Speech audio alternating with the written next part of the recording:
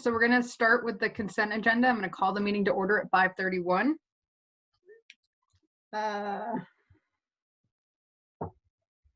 And if you could take a look at the previous minutes, and if you've had a chance to read those, I would entertain a conversation or a motion to approve.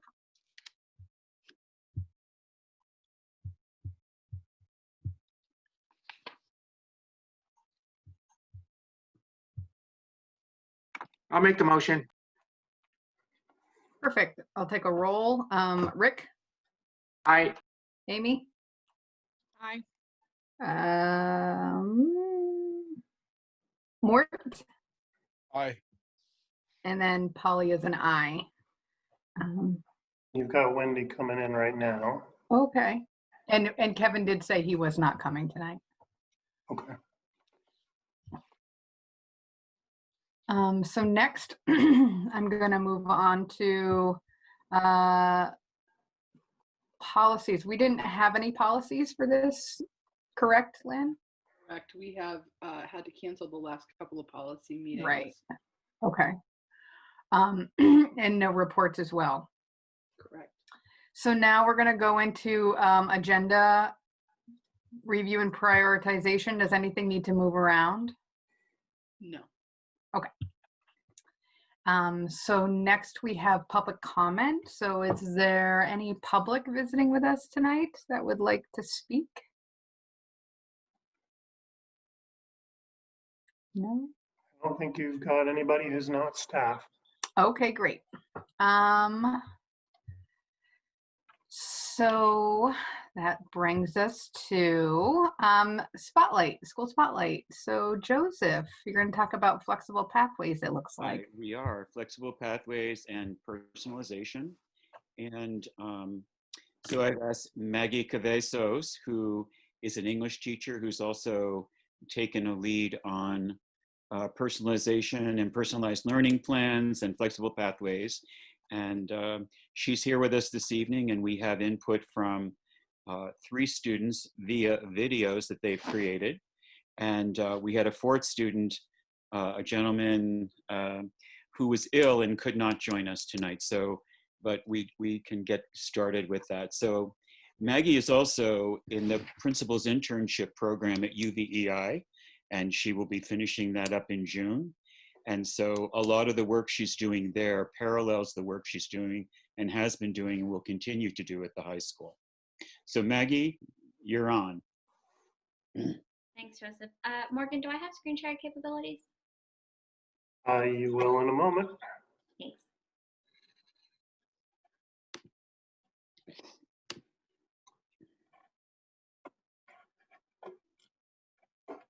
Should have it now. I do, thank you. So, as Joseph said, he requested that I share with you the flexible pathways work we're doing at Enosburg Falls. So, mostly we're going to see videos of students talking because they're more interesting than I am. But a little bit of background, the 2 main flexible pathways that we have at Enosburg Falls are extended learning opportunities, or ELOs, which are in their 4th year. And that grew out of our community-based learning program that has been around for ages. And then also you will hear mention of the Flexible Pathways Academy, which is a newer program that is piloting the use of graduation based on proficiencies and evidence only. So those are the 2 programs that we mostly focus around. There is a wide variety of things that students can do through extended learning opportunities. Why won't this? There we go. From using athletics for PE credit to my current favorite is an essay that was written by an auto student about solving problems with his car that was used for scientific experiment design evidence.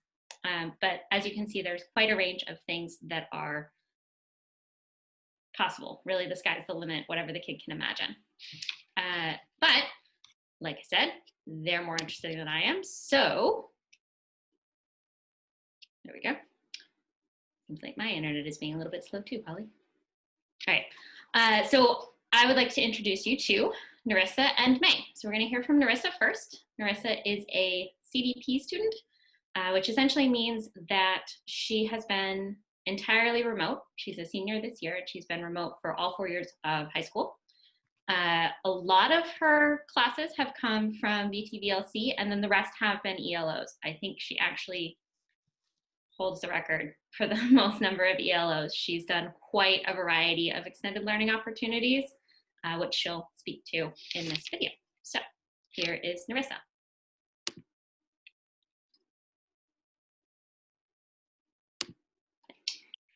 To answer that first question, I started doing the ELOs about 2 years ago. I started doing it when I was in 10th grade, so it was about 2 years ago.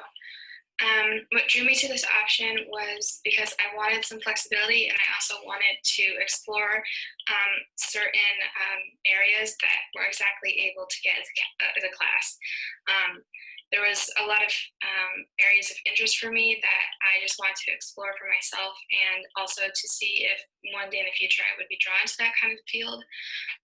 So I did a range of different topics, and they're all very helpful to me, and I was looking for something a little bit different, something a little bit more exploratory, I guess. The biggest benefit for me as a learner would be all the techniques that I've got, as well as the new experiences I've had with different areas. I mean, I was doing an ELO for architecture. My parents were doing renovation on our house, and I wanted to do an ELO about it to kind of use it to my ability. And it was really beneficial. I mean, I got to work with my dad, and I got to see how much it would cost to build an addition, and it was just very beneficial to see that all play out. And also, gave me some business experience, but also some architectural experience. And other things were the organization. That was all beneficial to me. I had to be very organized with my time. I had to make sure that I was, making sure I was doing my best work, because I had to be my own teacher and my own boss. And it was just all very beneficial to have to, teach yourself and, learn for yourself. And I find that very important in the long run. And I just liked all the experience that I got from doing these ELOs. Do you think be helpful or successful as an adult? I think it will be. Some of the things that I learned could be carried over to adulthood, including organization. That would be a big one. And time management, and also being motivated to, be your own boss and kind of stuff like that. But it also could help me in the long run with choosing a career and just knowing what I can and cannot do. And just, I like being able to have all of this knowledge about so many different subjects. Like, that's just very vital. I mean, as an adult, you can use it in everyday life, and it's very beneficial to me to have got all this experience and all this different knowledge about a range of subjects that couldn't have been taught in school, I guess. To help me to become college career ready. So I'm not exactly decided on if I'm going to go to college or what career I'm going to take. But I do know that from the time that I've spent with ELOs, which is, I've done a lot. I mean, I've taken a lot of different ELOs. I've done Holocaust research, Black Flag research. I've done archery and horse lessons and piano lessons. And I'm going to, in the future, be doing a business type entrepreneurship ELO. It'll be my last one, but it has all helped me. It has all given me experience. It's all given me just a vague idea of what I want to do and what I'm good at. And I know this all will be beneficial. I know that the archery was a really fun thing to do. I know that the research topics that I decided to do were all beneficial to me personally. I know that it could help me to see if I want to do writing in the future, all kinds of stuff like that. And doing this business entrepreneurship ELO eventually in a few more months, I know that will, depending on what I'm going to do, it'll help me know what to do if I'm running a business, and it'll help me to be organized and to just be my own boss. And just, it's very beneficial. And I encourage people to do ELOs because it really teaches you a lot, and it helps you to reassess your own strengths and also to see what your weaknesses are. And it's very helpful in the long run and just personally now. So That was Narissa. And as she mentioned, the vast variety of things that she created through her ELO is really impressive, and she is an incredibly impressive student. And then, the work, Maggie, is definitely tied to the standards and the transferable skills, which she commented on. She didn't use that language, but I think it's important for folks to understand that it's the same requirements in terms of the study.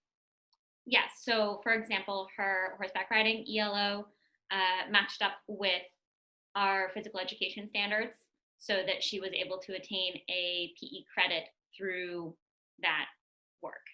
Similarly, her piano lessons were matched up with our art credits so that she was able to attain an art credit, and so on. Great. The second student that we are going to hear from is May. May is a junior this year, another very bright student, and also a member of the Flexible Pathways Academy. So not only does she have some experience in doing extended learning opportunities or ELOs, she also has experience with Flexible Pathways or FPA, and she will graduate with a transcript that shows proficiencies as opposed to traditional credits, which I'll get to later. But I'm going to let May tell you about that.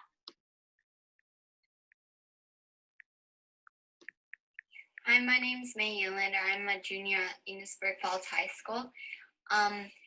And I wanted to share with you my experience about Flexible Pathways. I was a sophomore when I joined, and what really drew me to the option was that I thought it was a really creative way, and it would really help you stand out to colleges that were looking to recruit you. They're getting all these transcripts that are pretty much looking the same, like the same grades. They may be differing a bit, but it doesn't really let them see you as a person. And I thought that was really cool about Flexible Pathways, is that it allowed them to see you and your work and all the things that you've been doing. The biggest benefit to me as a learner from participating in this program has been that it's not just about grades. It's about you and your personality and your work ethic and your dreams and your hopes and everything leading up to this moment and what you've accomplished and what you've done. It's not just about how well you can memorize something and then repeat it on a test. It's about, what you've learned through, that could be through your job, through trips, like I went to China, and all sorts of other adventures. I think engaging in Flexible Pathways at EFHS will really help me succeed as an adult because it shows me that hard work pays off. Sometimes it can be really exhausting uploading evidence and putting it in and checking it and, resubmitting it if I have to do something and tweaking everything. And it's really exhausting sometimes. And sometimes I just think it would be easier to just go with my normal transcript. Because remember, this is along with me doing all my other schoolwork and making sure I get good grades.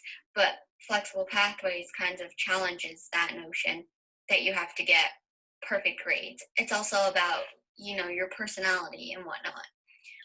And I think colleges will really be able to look at my transcript, my Flexible Pathways transcript, and see, hey, this student was really passionate about ABC.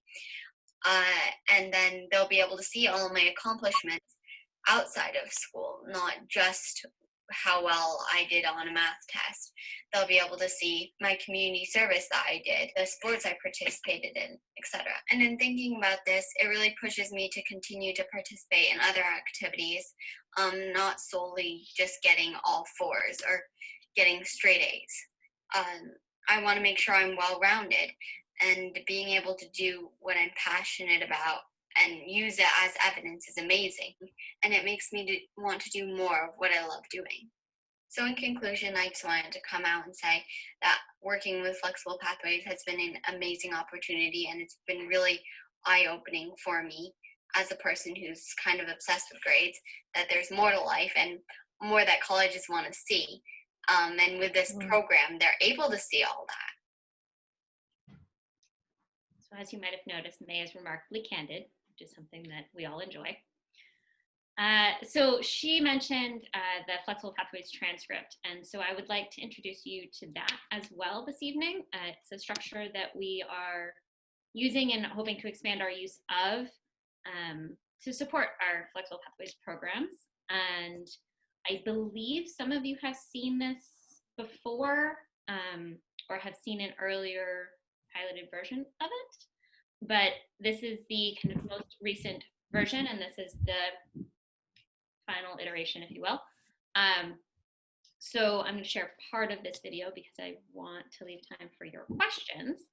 But this gives you a sense of what that transcript May was talking about looks like and how it, better captures the flexible pathways that she has explored in order to personalize her learning. And this video is from a young woman named Kira Weatherwax. Oops, I did not want that to start yet. Oh, it didn't. Okay. Anyways, who graduated last year and was one of our first Flexible Pathways students. So she's going to share part of her transcript with us. Hello, I'm Kira Weatherwax, and today I am going to be creating this screencast so that Flexible Pathways Academy can update various administrative groups about our transcript that we're working on with the program MTC. They've recently created this really nice update that makes the transcript for proficiency-based learning a lot more cohesive and easy to understand. So, yeah. So right off the bat, this is the new update on this page.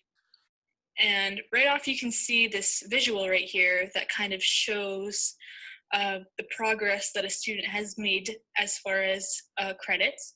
You can check these boxes to see which are advanced. You can see that with the evidence I have on my account, we have a lot here in global citizenship. We have one in health and physical education and one in disciplinary literacy.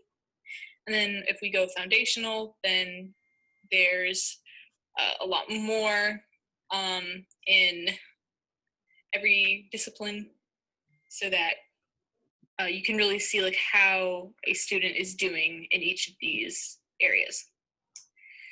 So this visual is really helpful for keeping track of how well a student is doing and like where they are in earning proficiencies and whatnot. Down here we have the same proficiencies, but this time they're just in table form. You can interact with these by clicking on them. So here we have like a research project. This is featured evidence that I would want on my transcript, because on MTC we want to really make sure that we're showing our best work. So when we send this off to colleges, they're seeing the best version of ourselves. So here, if we click on like research, you'll see that the evidence pops up over here, and you can see the standard and the description.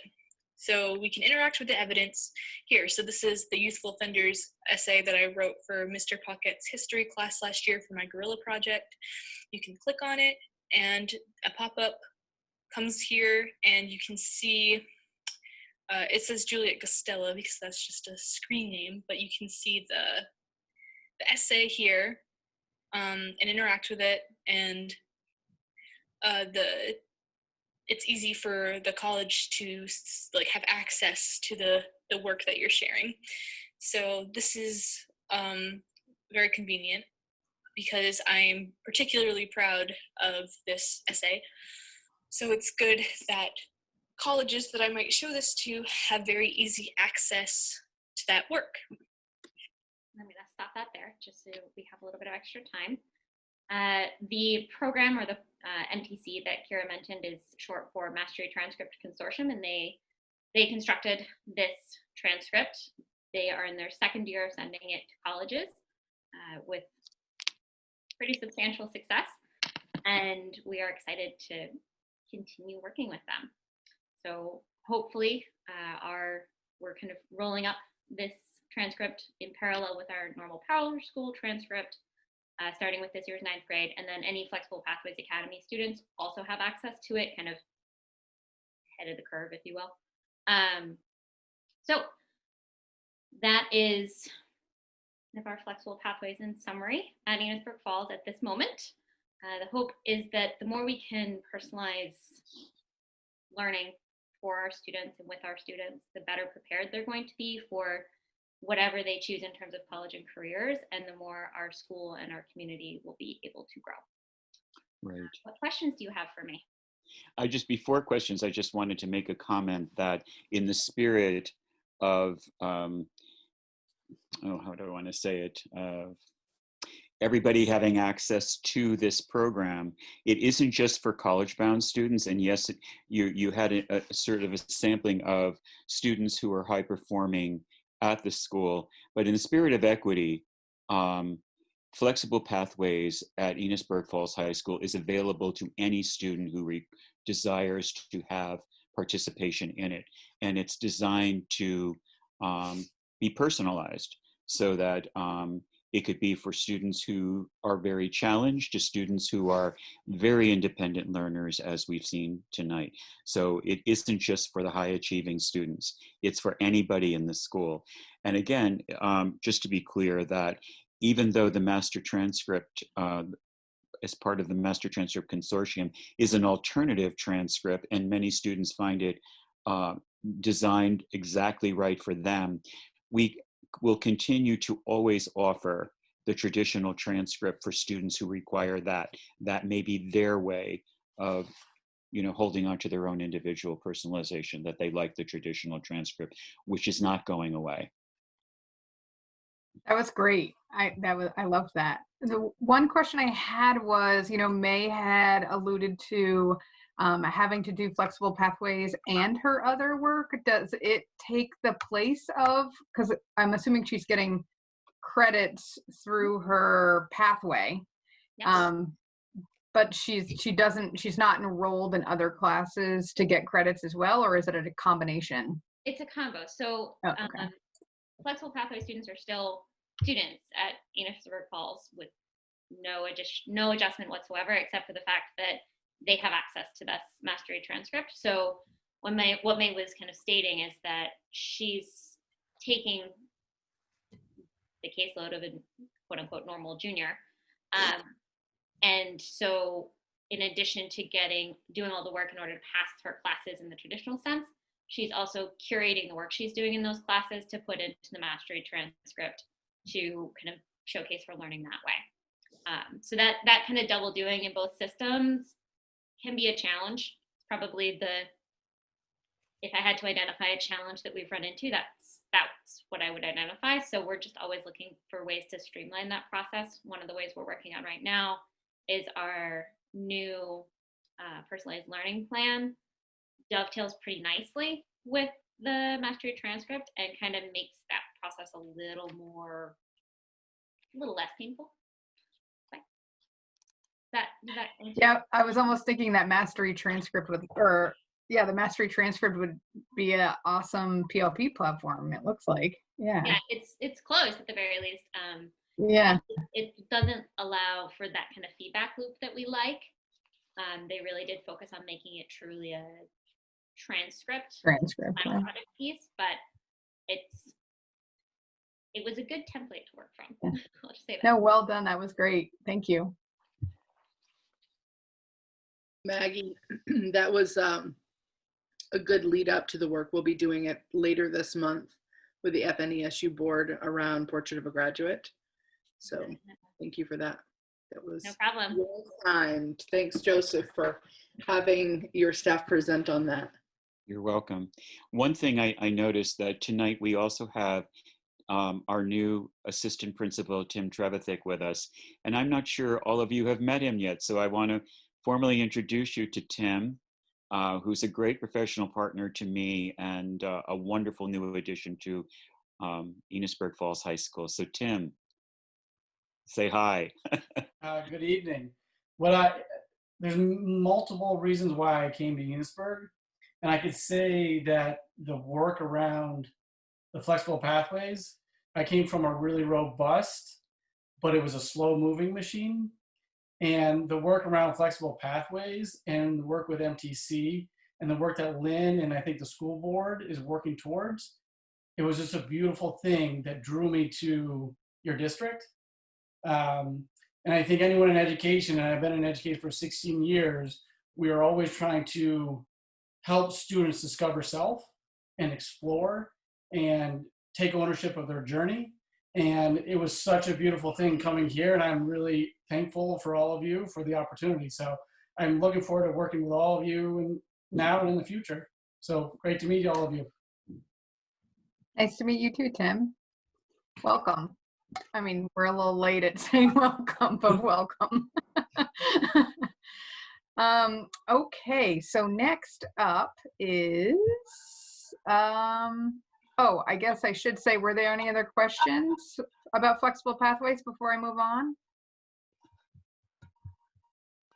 Going once, going twice. Okay, so Morgan, you're up.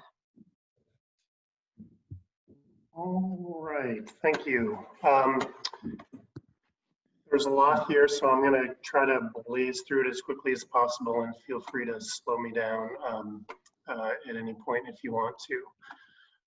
In terms of my reports and the information that doesn't have to do with this budget, I still have not seen a draft of the audit, but I do have some inquiries out to the auditors.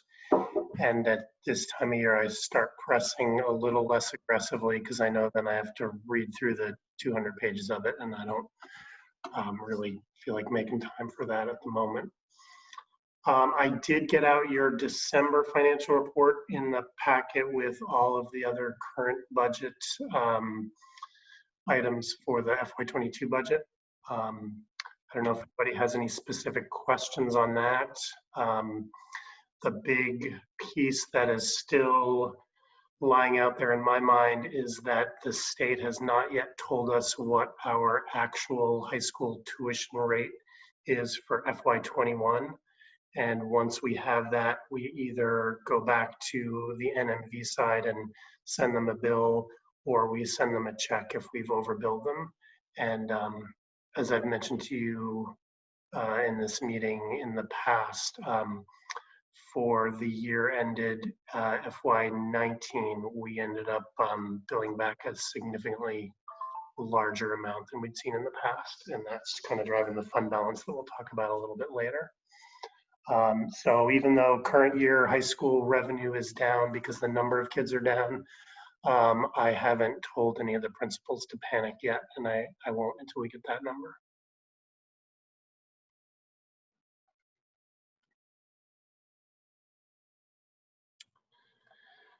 Okay, so I'm going to be doing a lot of screen sharing and kind of popping back and forth into different documents. The first one that I want to show you is the warning, and I did send an updated version in your packet that went out, I think it was this morning or last night. So you should be seeing something with green text and blue text. Is that what you got?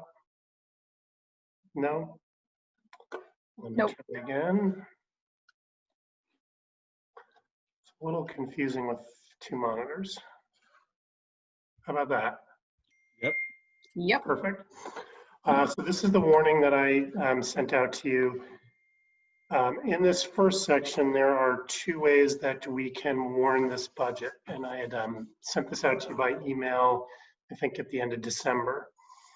The legislature has granted municipal bodies the ability to conduct all articles by Australian ballot for this year only without permission of the voters. So normally in your meeting, the moderator, the clerk, and the treasurer all have to be elected from the floor at that annual meeting. The rest of the articles, the board member terms and the budget and the other articles you warn are all by Australian ballot anyway on town meeting day. I believe that Enosburg Town has voted to do everything by Australian ballot, and they will do some sort of informational meeting virtually. The town of Richford already does everything by Australian ballot, and then they have informational meetings in person, which they will also be doing virtually. And then all of the towns and the NMV board on the other side have all made the decision to hold their meetings, hold their votes by Australian ballot and just do informational meetings virtually. Certainly given the way the case numbers are going, I don't see anything changing in the next 2 weeks, 3 weeks that would allow you to have an in-person meeting. So whereas when I put this out to you a month ago, I was kind of inconclusive about which way to go. Tonight, I would say, I would recommend that you make the motion to hold this year's annual meeting by Australian ballot only. And if you're so inclined, we'll need a motion for that. It doesn't have to be now. It can be at the end of the meeting when we blow through all the motions, but I just wanted to put that first on your radar. So Morgan, just to clarify, the moderator and clerk, that's from the floor, but the floor can be virtually, correct? No, so the one thing you can't do is have an online meeting from the floor. So we couldn't have a Zoom meeting and hold votes that way. The Secretary of State's been pretty clear about that.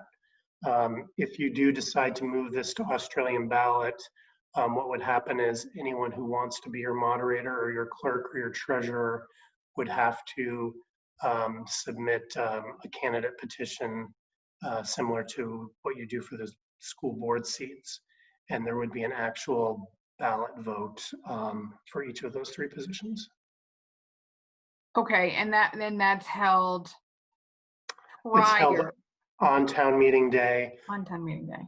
same ballot as the school directors and the budget. Okay, And anything else you add. so we don't. So wait, I'm getting kind of turned around. So we can vote for those at town meeting along with the budget. So we don't need to have a prior meeting that elects those people, correct? Correct. Okay. And that's this year only. Correct. And Informational meeting, Polly. what's that? You can have an informational meeting. Yes. About your budget, but it right. Like your typical annual meeting. No, I was just wondering about the moderator and the clerk. And when do they have to have those petitions in by? I believe it's January 25th. Okay. They don't need signatures though. Is that correct, Morgan? That's correct. They just need to sign their name to a piece of paper. And so, I mean, these are not positions that are generally fought over. So I would,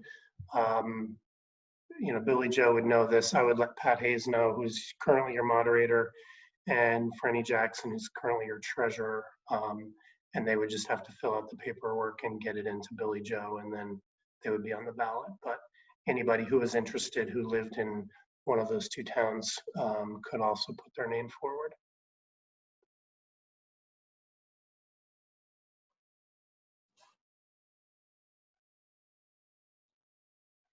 Morgan, can you explain to me Article 9 again real quick? Sure. So any other questions on the in-person versus all Australian all the time? Okay, so that's those first 4 articles are the ones where you vote for people. Article 5 is the scary one where we put the budget amount in there, the per pupil spending, and whether it's up or down from the current year.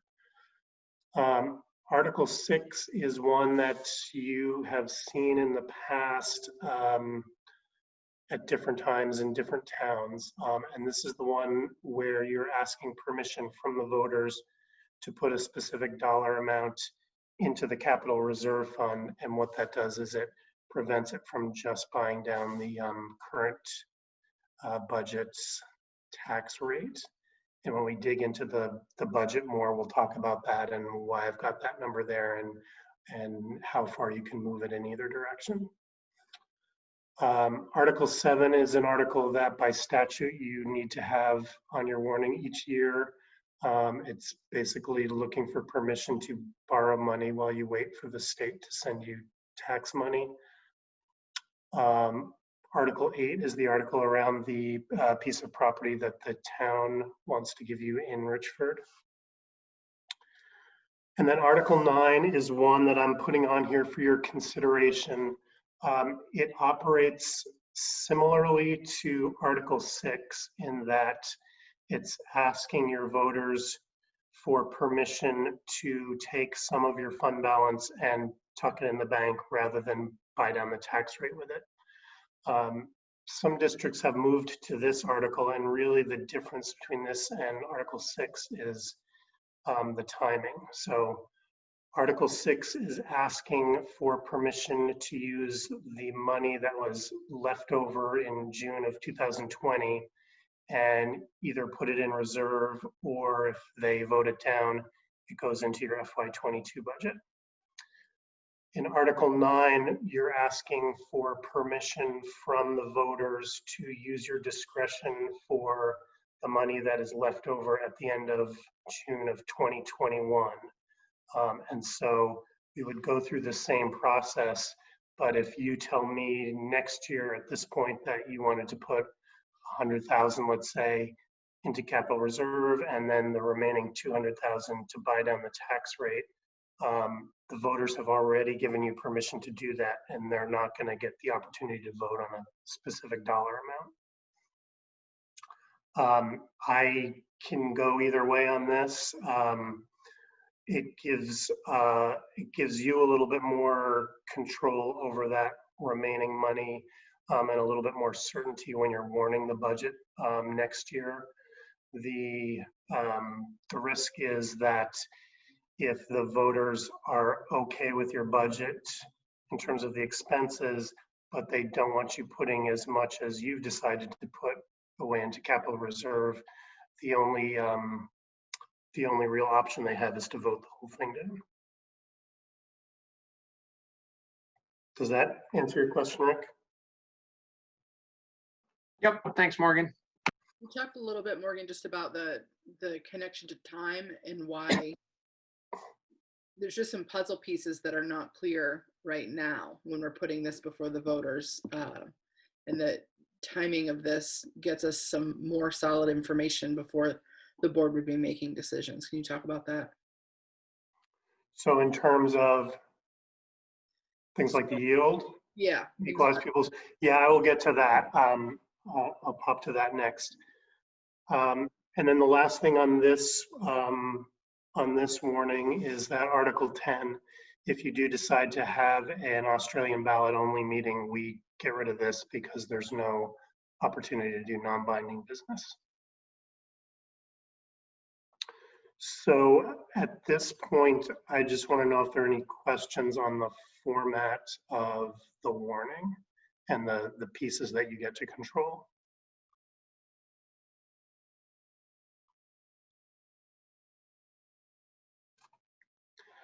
Okay, I'm gonna stop sharing then and then start sharing something different.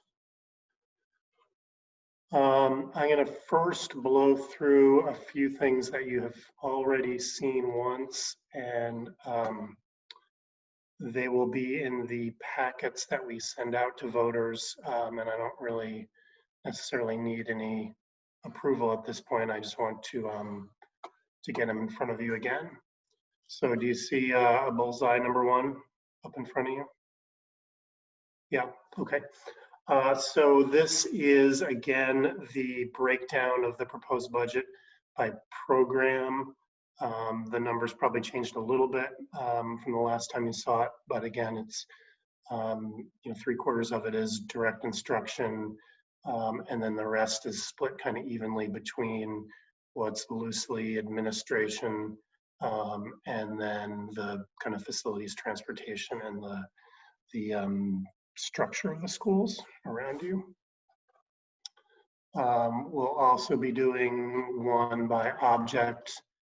And again, this is just looking at that same thing a little bit differently, but half your budget is going to salaries, almost a quarter is going to employee benefits, and then you're getting into things like other services, transportation.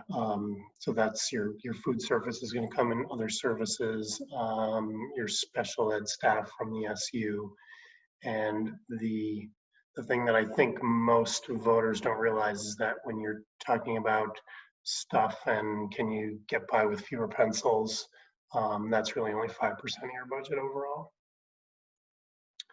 So those two things will be in your packet. The SU budget, which was adopted by the SU board two weeks ago, December, maybe. We will put a copy of that in your packet as well. Similar to you, they've approved the expense side. There may still be a little bit of movement on the revenue side, but at this point, I've kind of given up any hope that we're going to get useful numbers from the state in terms of those revenues before we need to warn it. And then this chart, which we all love, will go in there as well. And this shows last year's per pupil spending. I've done it by town this year rather than by district because the state hasn't, the AOE hasn't given the information out yet, but I was able to get it from the tax department. The tax department has it by town though, rather than by district. So you'll see the 4 lines here are the 4 NMV towns, the 2 lines here are the 2 Enosburg-Richford towns. And then I've called out the other Franklin County towns, the state average in Vermont, kind of right there in the middle, and then the Franklin County average, I'm down about the 75th percentile. So this is one obviously that's powerful, and we will get that into all of the books. In terms of changes to your version 3 budget, the big ones were really putting in the tech center tuition, which we've talked about a little bit and we'll have a longer conversation on in a little bit. I've made some different assumptions on incoming tuition, which is the tuition that Enosburg and Richford high schools charge primarily to NMV now. And then I've tweaked the supervisory union assessments based on the SU budget when that was warned by that board back in December. And then before we get into the details of that, I am going to let you sit with a document for a moment. So this is the beginning of the update that I put in your town books. And I sort of walked through, in this case, where the big increases are in terms of the expense budget from one year to the next. So I'll give you a couple moments just to read through that and how I've structured it and phrased it.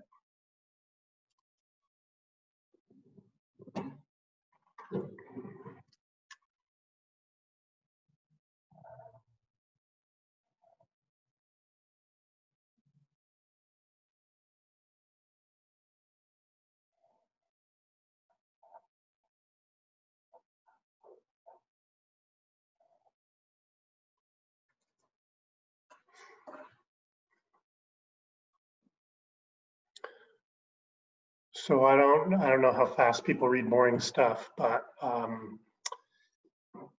the main point that I'm trying to make here is that half of this budget increase has to do with the tuition payment that the state insists that that Enosburg High School and Richford High School pay to Cold Hollow, and Cold Hollow accepts on their behalf, even though it doesn't have any impact to your tax rate. So this is something that has been an issue for the Enosburg side for several years. And then now that we're all unified, it's a little bit bigger a number because both high schools' payments to the tech center considered this in this amount. And what the state requires us to do is to book that tuition payment and that tuition revenue.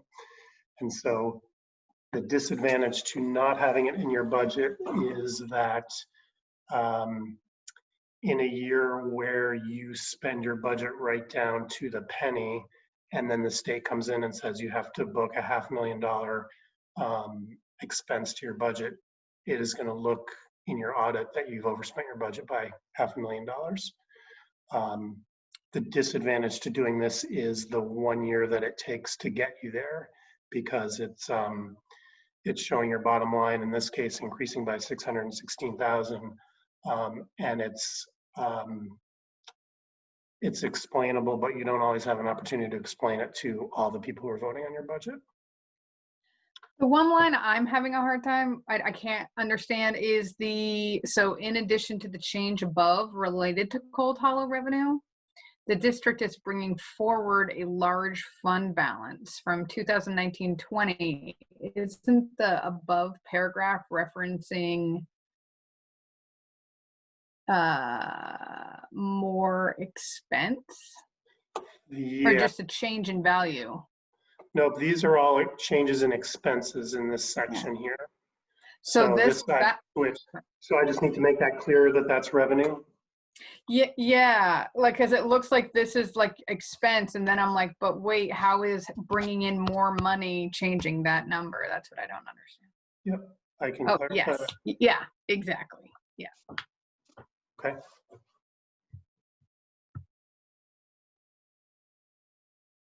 So again, in addition to that, if I look at the next three biggest categories of where your budget is increasing, it's health insurance across the board. A big part of that is that premium rates are up 10% and higher. And then I suspect some of that is changes from year to year in terms of the plans that your staff are taking. We've added paraeducators sort of across most of the schools.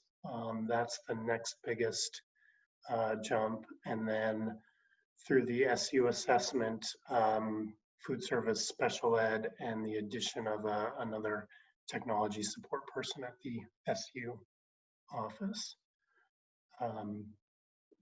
Once you get through those sort of four categories, there are increases here and there in the budget, but it's none of them I think rise to get mentioned in this document.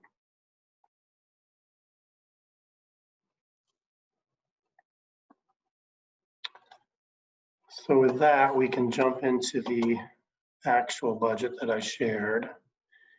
And I'm going to go to the simplified version, which is what we show to the voters.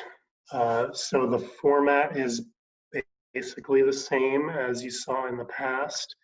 In terms of changes from version 2, really they're all down here in this district-wide section. So if you've got, are you able to see my cursor? I'm trying to make sure you're in the right document, popping around. Let me go to the PDF, which might be easier. Any chance you can make the font a little bigger, Morgan? Yeah, I can do that as well.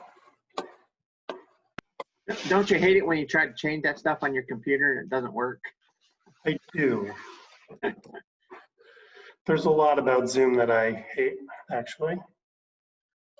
Okay, and you should have all this in front of you as well, but if you get down here to the district level, I think from one budget to the next,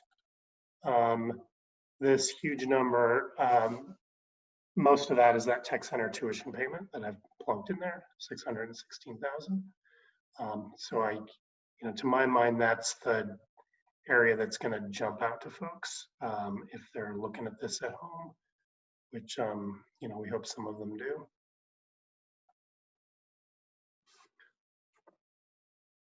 Your assessments again got tweaked a little bit, and then we'll move from this into the revenue side and talk about your revenue a little bit. this number here, this local revenue, the lion's share of that is tuition that's coming into the district. So that's both tuition payments from NMV for their kids who are attending Richford High School and Enosburg High School, as well as kids from wherever they come from who are attending Cold Hollow. And then that $616,000 of expenses is offset by another $616,000 here in revenue because of Enosburg-Richford paying Enosburg-Richford for Enosburg-Richford kids.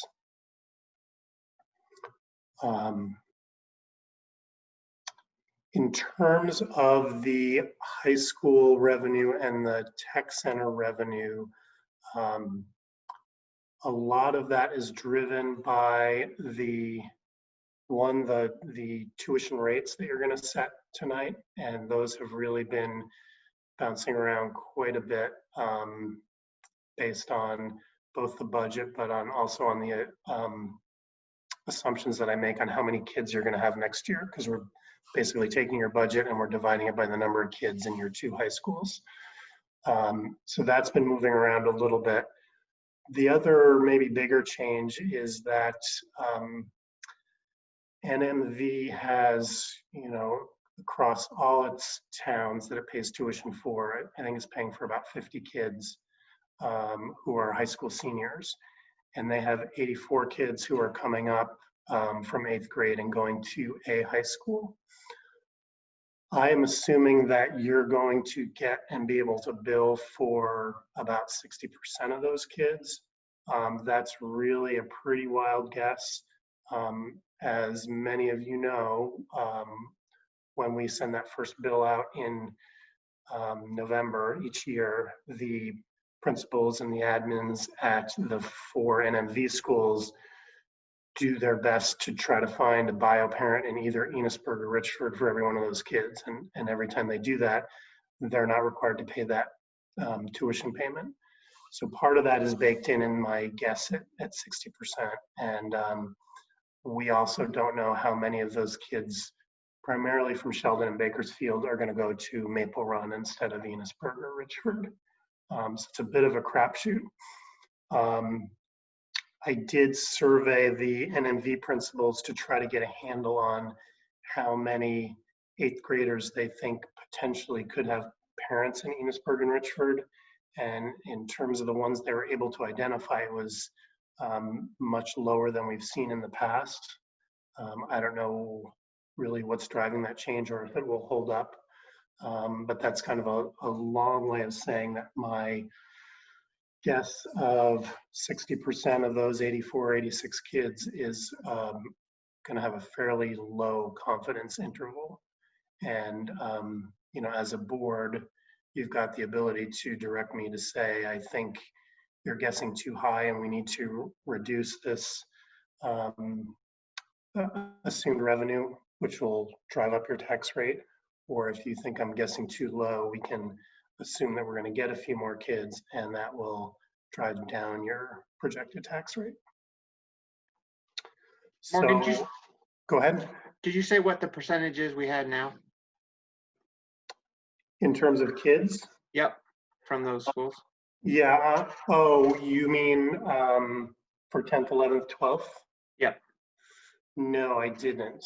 And I don't know that off the top of my head, but I could figure that out.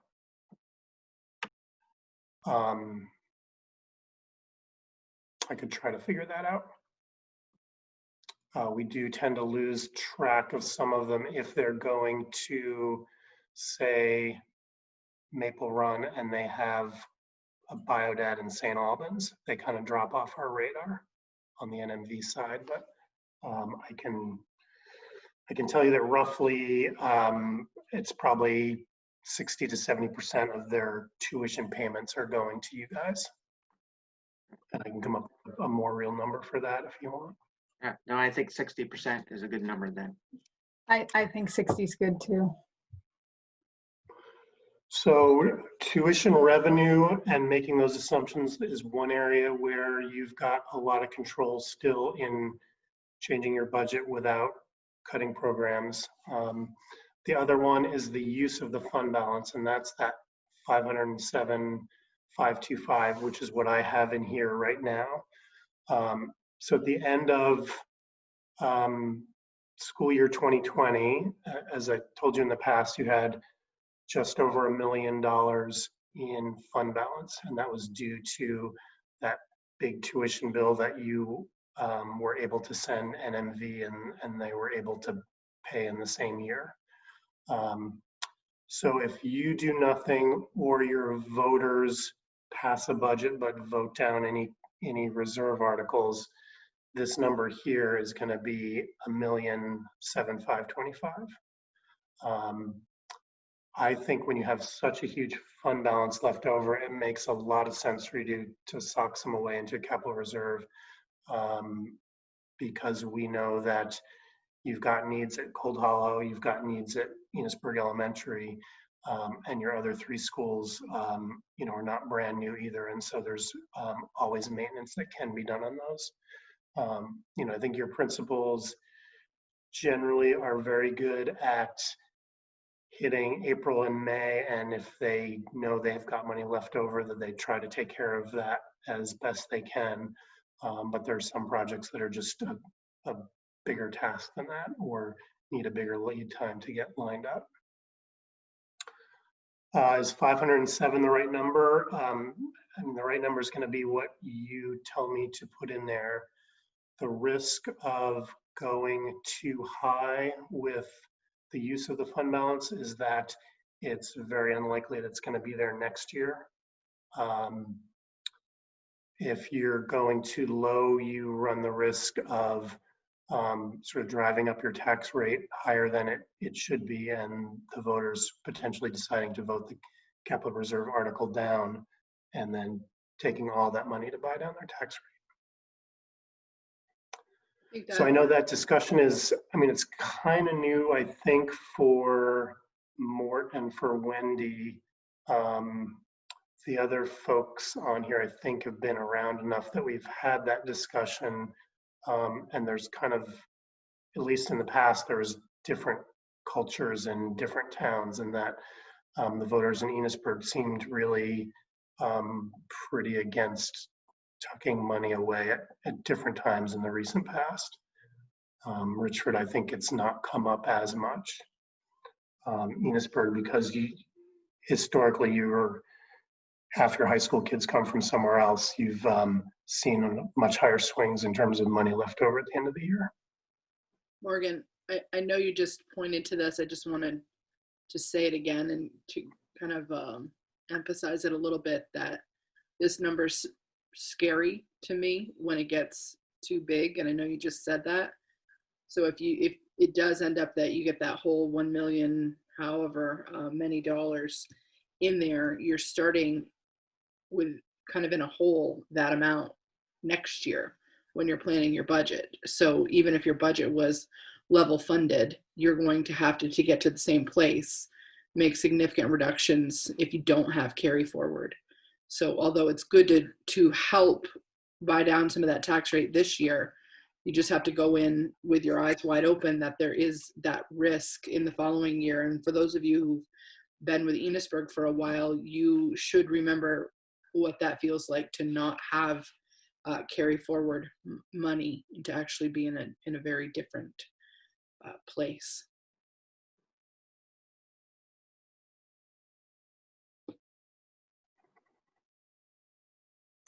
So again, the 3 places to make big moves on this budget are expenses, adding programs or cutting programs, assumptions around that high school tuition revenue, and then use of that fund balance. And I'm certainly not advocating any one of those 3, but those are the 3 levers that you've got.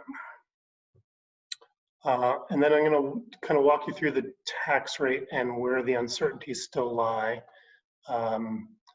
This first number here is the number that if you warn this budget, you are asking your voters to approve. The 5 million and change number is this number from up above. Those are the assumptions that we're making in terms of revenue, including those high school tuition payments, as well as the amount of fund balance you propose to use to buy down the tax rate. Netting those out, that gets you ed spending of just over $14 million. That is divided by your equalized pupil number, which you didn't have at your last board meeting, I don't think, but I sent that out to you by email. This number is not set in stone at all. I do not think it's going to drift downwards. It may drift up a little bit, but I'm hoping that it's not going to move much at this point, because we do need to get on and warn a budget. It's a drop of 12 kids, and that drop drives up your tax rate. So the fewer kids you're educating for a specific budget, the more that ed spending per pupil is. And then the 14 divided by the 930 gets you to this 151.71, and that's the second number that appears on the warning. So you'll be asking for approval to pass a budget of 19 million.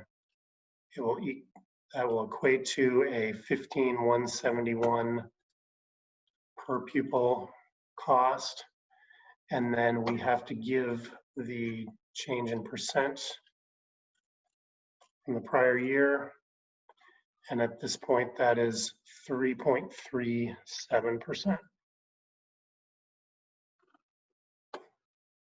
Morgan, was that the number on that graph, where we see ourselves in comparison to other towns and schools? Was it 15 or was it 14? It should be 14 because we're looking at last year's data. Last year's, okay. And it's probably going to be maybe a little bit different from this. Well, no, nothing changed after we warned it for you. So I'm guessing it is 14,677. But look at that. I love it when that stuff works out. Okay, good. So yeah, and that's because we don't know what everybody else is going to warn yet. So we're always a year behind if we're trying to compare to other districts. So the 15171 and the percentage increase will appear on your warning. The next set of numbers takes this per pupil ed spending amount and puts it into a tax rate for your voters to see. So we divide the 15,171 by the dollar yield, and then we come up with an equalized rate. So this is the rate that the entire district gets before we take into account the CLA. So if you look at these assumptions that we're making so far, the equalized residential school tax rate is up 6 cents. This will change if you change your budgeted expenditures, if you or the voters through that capital reserve article change the amount of grant revenue you actually are going to bring in. Again, your equalized pupils number could potentially change, but I don't think it's going to change much. And then finally, that is changed by the dollar yield. Now the 10,763 is the number that has been put out by the tax commissioner on December 1st. And historically, that's the number we use in your budget every year. And we don't change that from year to year, month to month when we go through the warning process of the budget. If you look at last year's number, this 10,883 is the number we warned. And again, that was the tax commissioner's number. But the final number, once the legislature actually got around to setting it, was $100 higher. At a meeting last week, business managers from across the state were discussing this. And where in the past, almost everybody used the dollar yield by the tax commissioner, this year it seems like a lot of folks are peeling off and they're using the FY21 actual number, which was 10,998. The thinking is that the number that the tax commissioner has put out was artificially low, possibly in part to put pressure on school boards to cut budgets, but also partially in part because of gloomier predictions of where the ed fund is going compared to where people are thinking it is today, as well as the legislature's intent now to try to hold districts harmless to some of the effects of COVID on the ed fund. So I'm certainly not making a recommendation that you stray from that 10,763, but I do also appreciate that with that amount and with the falling CLAs for both towns, that we're looking at some pretty significant tax increases here in Enosburg as well. Not so high, but an increase nonetheless in Richford. We did not have this discussion at the NMV meeting before they warned their budget because I didn't have that sense that there were several business managers across the state who were kind of changing how they're thinking about it. But I did want to bring that to you all for a discussion. Morgan, has historically that dollar year yield ever gone down from one year to the next, or has it always gone up? I haven't looked, but my guess is that it has always gone up. Maybe not significantly, but you know, it goes out there, and the tax commissioner is putting it out there with predictions from the Agency of Education. And the predictions from the Agency of Education are, they come to one of our meetings and they say, are your budgets going to be up or down, and how much? They do that in September, and we have no idea. So we're probably all guessing high. And then the agency is probably padding their numbers a little bit because nobody wants to guess low. And then the tax commissioner is using that. And then the legislature wants to come in and look heroic and show that they're helping drive tax rates down. So it would be a pretty weird scenario where the number came in lower than what the tax commissioner projected. Last year should have been one, because by the time the legislature had warned their yield, we had already known that COVID was taking a big bite out of the rooms and meals tax. And they had every opportunity to do it that year, and they still managed to bring it in $100 higher. So for every $100, it's a penny and a half off the tax rate, about, is that right? Yep. Yep, so I think it's $70 gets you a penny. Lynn, I don't know if there's anything else on the kind of political angle there that you want to add in terms of the yield, or what you're hearing from your soups. So I'm hearing very similar conversations with the superintendents, that not feeling like the dollar yield is where it's going to land. I think politically, you know, we know that they want education spending down, and you know, we don't, obviously the tax commissioner's got to make his prediction, but his prediction is based on the data he's given. I think that politically this year, in the time of COVID, we're seeing some pretty big impacts on CLAs, and I just want to make that connection for you, that the property sales have increased pretty significantly, and the those sales are going a little higher than what they do in a typical year. So we're seeing, not just within FNESU, but across the state, pretty significant percentage decreases in CLA, which are having a pretty big impact on budgets around the state. So I think if you couple that dollar yield prediction with what we know is happening around the state, I think we can draw a pretty direct correlation between the CLA impact and COVID, what's happening here in terms of us being a relatively safe state and people wanting to move here. I think that the legislature is likely not going to come in lower with that number, because that would be kind of a triple whammy of us losing kids because of COVID, the yield impacting us negatively, and the CLA impacting us negatively. Yeah, and I mean, so from from my perspective, if you look at it over a 2-year period, the Richford education tax rate went up, on average, what, 2.5 or 3%, three pennies a year or whatever. But, last year, because of CLA, again, bit Enosburg, Enosburg's was up 8 cents. If it goes up, 11, we're getting close to 20 cents.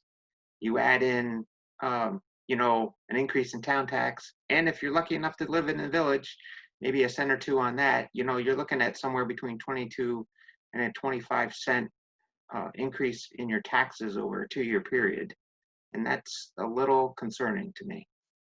And I don't, it's, the problem is I agree kind of with everything in the budget except the tax increase, and it's not anything to do really with the budget that's driving the major portion of the tax increase. So I actually think that, I don't know, I wouldn't be opposed to moving that dollar yield up to where it was last year. I don't think I would go any higher than that, but with the hopes that hopefully we don't guess wrong. I don't know what other people think. I'm just,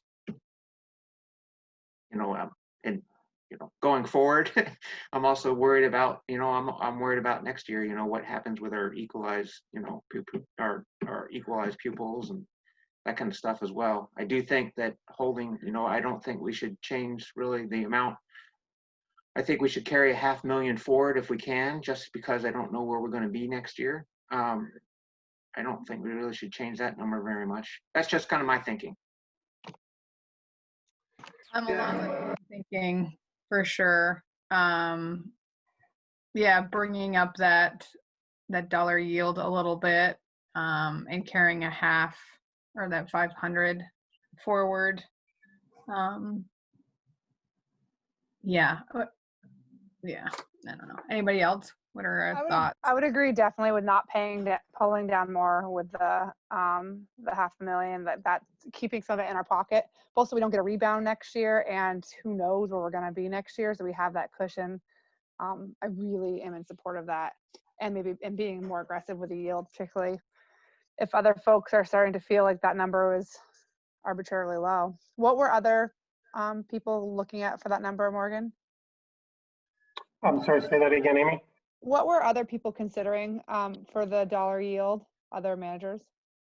So I haven't heard anybody using this 10,883.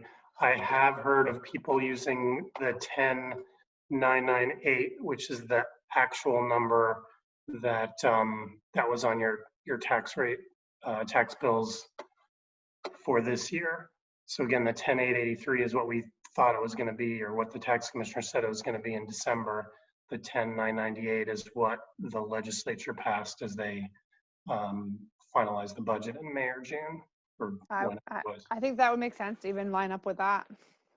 Rick, is that what you were thinking when you said the 10,888, thinking that's what it was last year? Yeah, whatever it was, 10, the 10,9, whatever the actual yield was last year.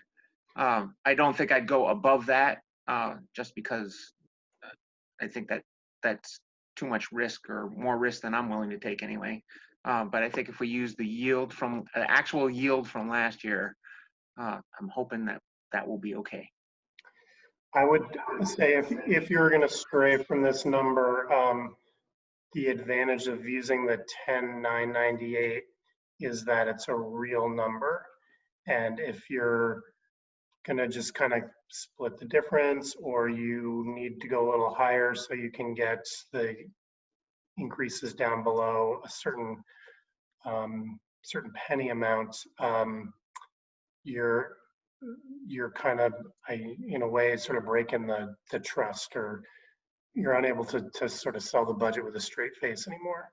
Yeah, we could put in a yield of 20,000 and tell people that their taxes are going to go down 50 cents, but we all know that's not going to happen. Not an arbitrary number, at least that way. Yeah.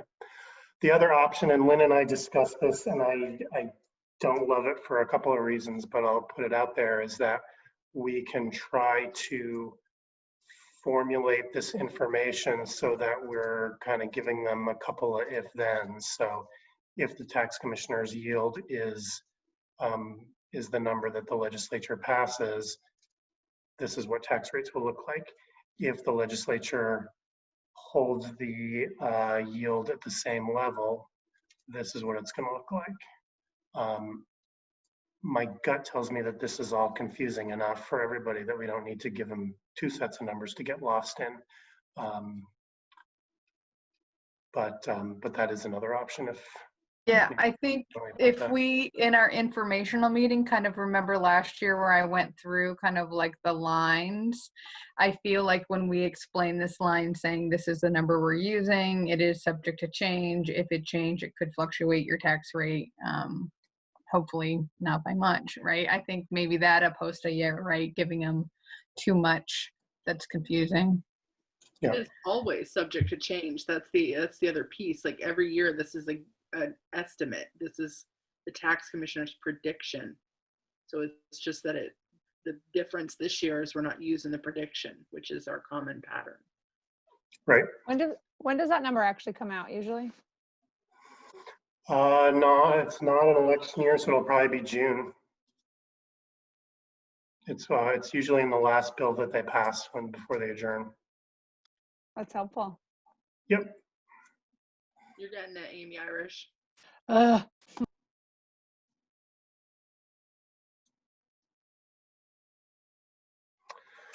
Okay, so the sense of the Zoom that I'm getting is leave capital reserve at 500 and the use of fund balance at that 507. And we're going with one number in terms of the yield, and it should be the 10,998. Wendy or Mort, did you want to chime in? How are you feeling about this?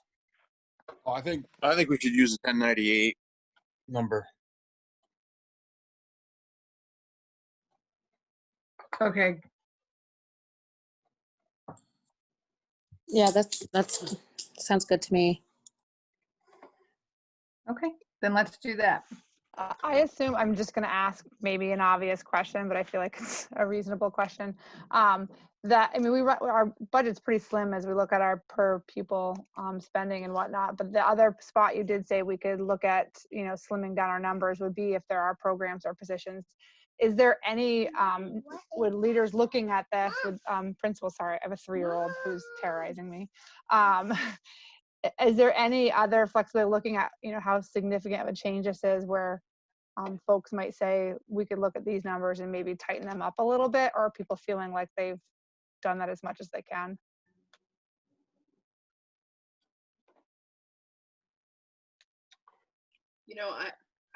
I think I'm going to comment on that, and then the other principals could jump in if they want to.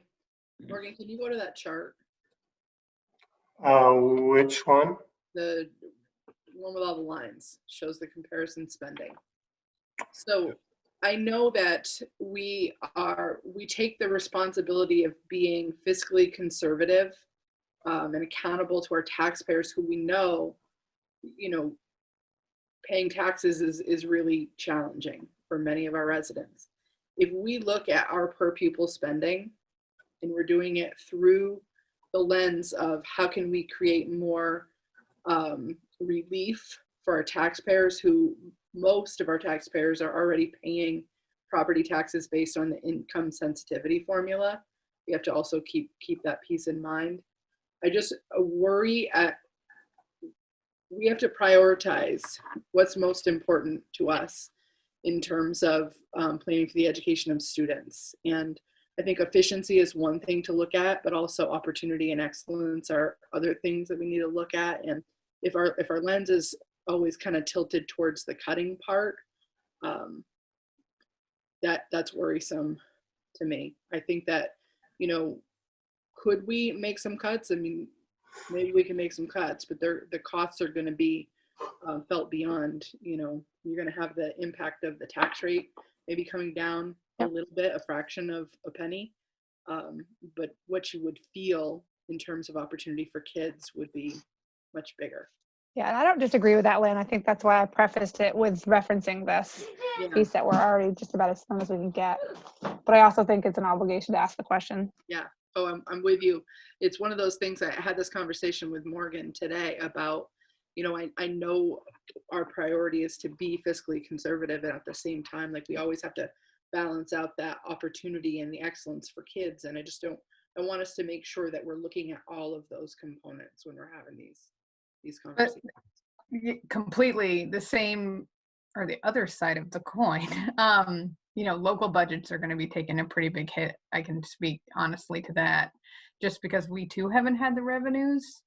You know, there are revenues that local municipalities are not getting. So there's going to be an increase on that side. So just kind of thinking about the whole picture for sure. Morgan, I got a question for you. If our state, if we raise pupil spending to the state average, what would our tax rate be? A lot higher. I like that, Rick. I know, right? You could say this is what it would be, but this is what we've got. You know, I spend 3 days before every meeting trying to predict your questions, Rick, and I'm never successful. So if our per pupil ed spending was 17146, Enosburg's tax rate would be 160, and Richford's tax rate would be 139-ish.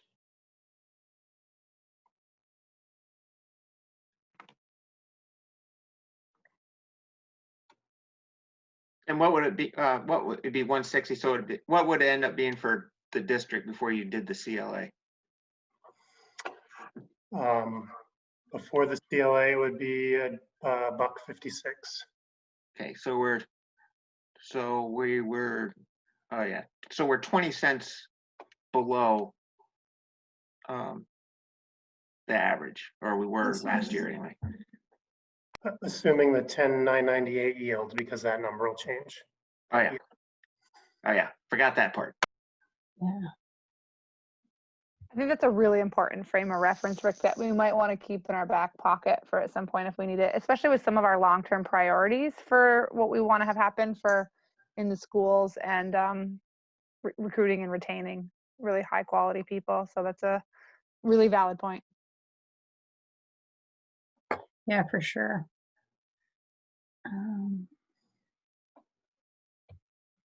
Look at the good point I just helped you guys make by asking you to cut money.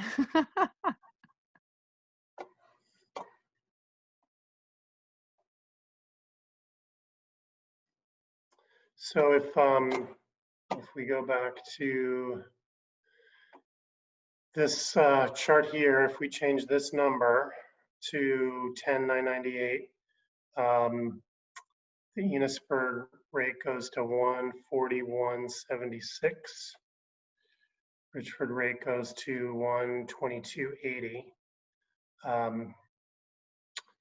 And if that's the route you take, I will probably add a paragraph to my report to talk a little more in depth about the yield. I had always just said we use the tax commissioner's number, the legislature sets the final number, and I actually taken that out this year because I figured nobody really cared about that. But if we're going to be doing something different, I think I would point to that. And you know, I can also point to the fact that the legislature could set it higher or lower. And so, yeah. And I feel like, you know, the community or the state at large has been tipped that there is an average of 9-cent increase on school budgets this year based on the situation. I feel like that at least gives us a little bit of, you know, people a little bit of notice that there is going to be some kind of increase. Yep. Yeah, and obviously this is the number, well, the correct number here is the one you want to talk about. So that goes down to 3 cents. And that's before the CLA takes into account, which you have no control over and, you know, really shouldn't be applied to the way that they do. But Right. Okay. Yeah, that's a good point.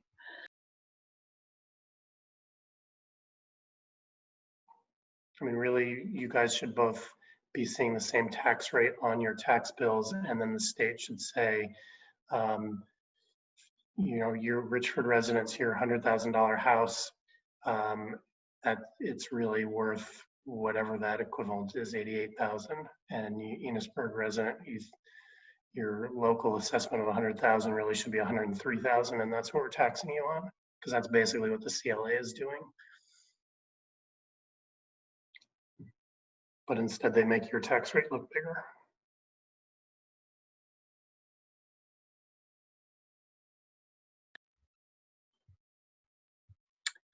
So 9 cents and 3 cents, is that where it brings the increase? After CLA, it's 0.0833 for Enosburg and 0.0395 for Richford. Yeah, that's good. 8 and 4. Better.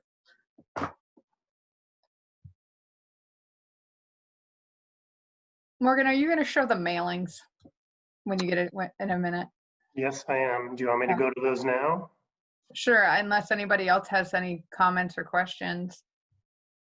Okay, so I put out 2 drafts of the mailings. And as Rick and Lynn both pointed out to me, I haven't actually updated the Enosburg numbers because it's kind of a hassle, and I just decided I was going to wait till you finalized your budget. This is the one that we sent out last year. And so it's got both districts on it because we are just dropping it to every address on our routes, and we don't know in like the Berkshire route's going to catch people in Enosburg-Richford and NMV. Some of the Montgomery routes have people that are in Enosburg or Richford.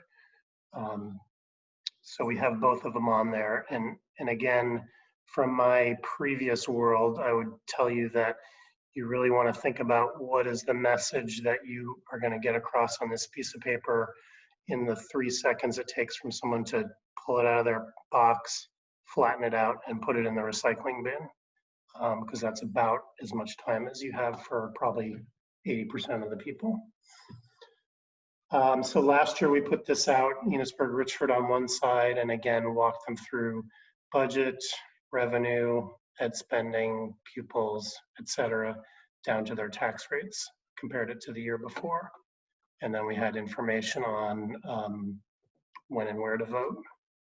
And so And then on the NMV side, did the same thing. It looks a little bit different because we had more towns to deal with, but it's, it's walking them through their tax rate and then where to vote.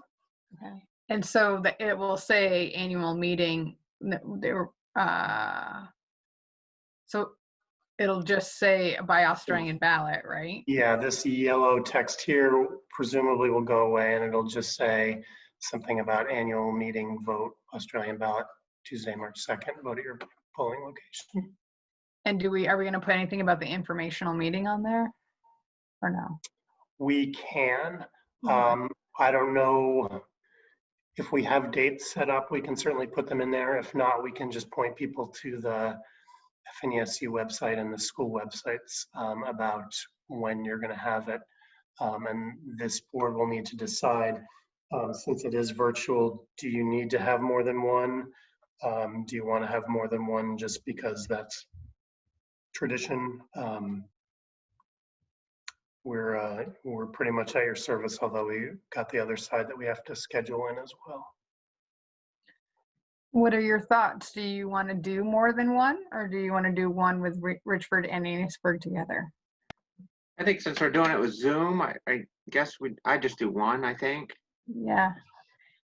It might be more cohesive. What about anybody else?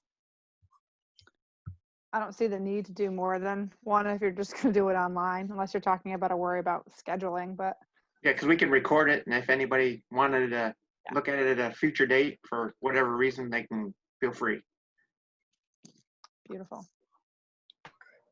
So the other version of the mailer that I wanted to show you is just highlighting this chart.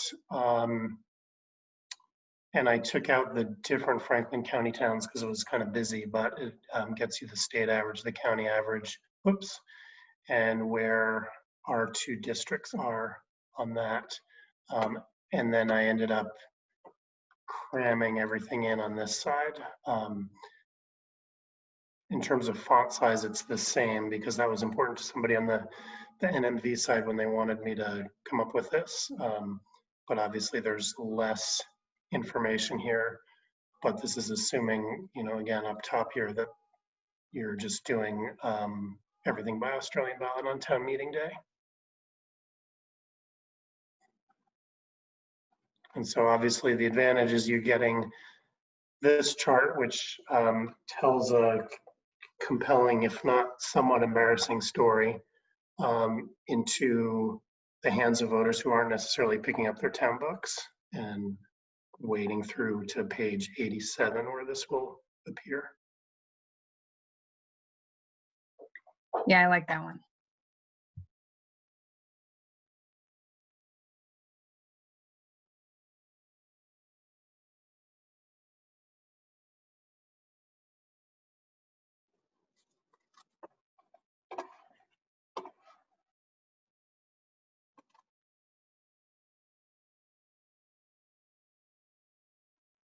Any other thoughts or preferences from folks?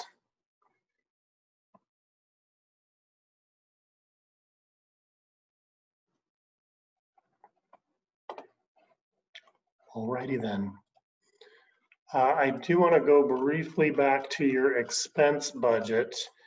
You'll see here that I included this line last year that said a more detailed expenditure budget is available at fnesu.org. We never actually did that last year. And so I'm going to put it to you whether that's something that you want. We have the version that you look at here as you go through the budget development process, which I think is too much information to be useful.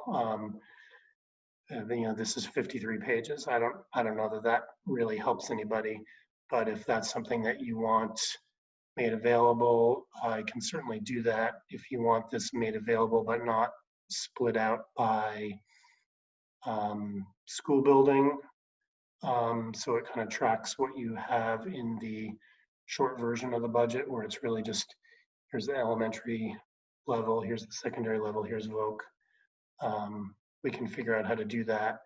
If you want to do it by school, but sort of combine it so that instead of them seeing, here's the early ed teacher salary, here's the early ed para salary, here's the early ed substitute salary, we combine all those ones and say early ed salaries, early ed benefits, and collapse it that way. We can do that as well. Again, I don't, if everyone's convinced that this is not going to add value to any of your voters, I don't need the extra work at this time of year, but if people think that there are folks out there who would want that, you know, we can certainly come up with some version of that and just put it up on the website rather than clutter up the town books with it.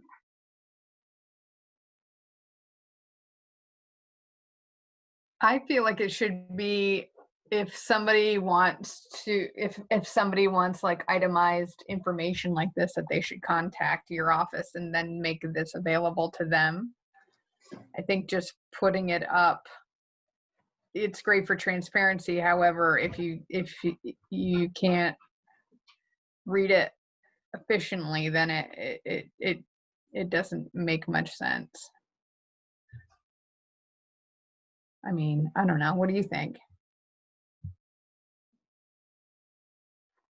I tend to agree with you, Polly, about kind of putting out a lot of information that is not going to be accessed. If we were going to do anything, I would feel like we would recommend doing it across the district. They'll like collapse it across the district. If we're supposed to be a unified school district, I don't think it's meaningful to tease it out by school. And even that feels like a lot of work that's not necessarily going to be utilized. We didn't have it last year. Morgan, was there any requests for that information? None that came to me.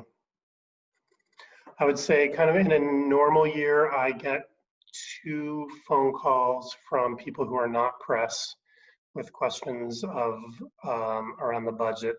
And in an abnormal year, which there's been one since I've been doing this, I had kind of a little cohort of folks from Enosburg who came in and had a meeting with me to go over stuff. But really, other than that, it's just the occasional phone call. I almost feel like on that level too, it'd be more meaningful for it to be a and I'm gonna kind of ask you this more than tell you, but more meaningful for you to be able to have a conversation and explain some things and walk them through information, Right. than to just put this out with no real understanding of how to read it or how to interpret what you're actually looking at. So I would vote for not putting it out, to be honest, unless someone requested it. And if we have a year in which there's a ton of people requesting it, then maybe we come back to it. If there's a real interest in it, then certainly we want to be transparent, but it seems like a lot of work unnecessarily. Okay. You don't have to tell me that twice. Anybody else feel differently? No, I feel the same way. Nice clock. Cuckoo, cuckoo. I love it. I know. Does that go off every hour?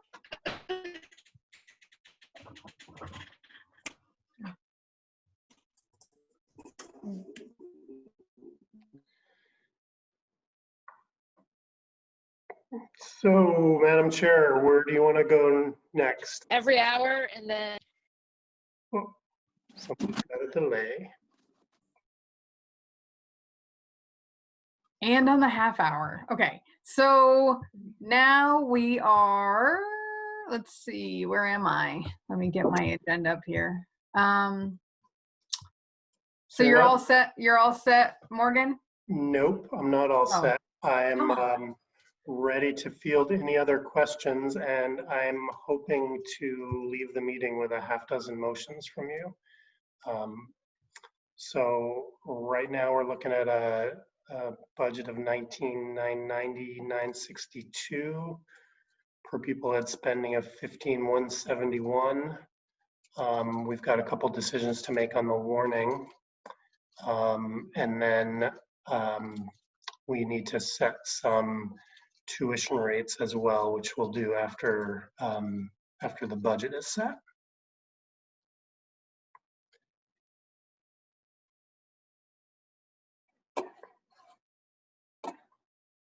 So I guess I'm looking for either any more questions or suggestions on moving any of these numbers, or if not, and you're ready, I can start putting you through the motions, as it were.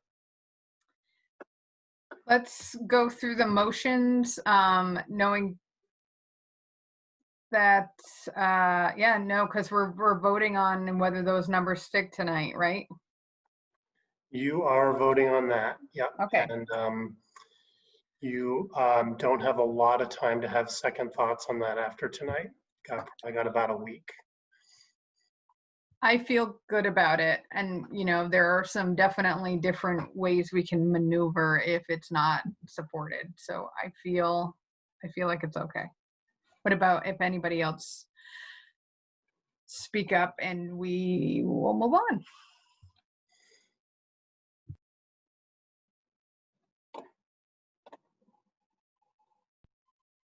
Okay, put us through the paces. Where are your motions and what are they? So the first one is that I would need somebody to make a motion to vote all articles for the 2021 annual meeting by Australian ballot on town meeting day. I will make that motion. Okay, a motion's been made. I'm going to take a roll. Amy? Aye. Wendy? I Rick? Aye. Mort? Aye. So moved. All right, and I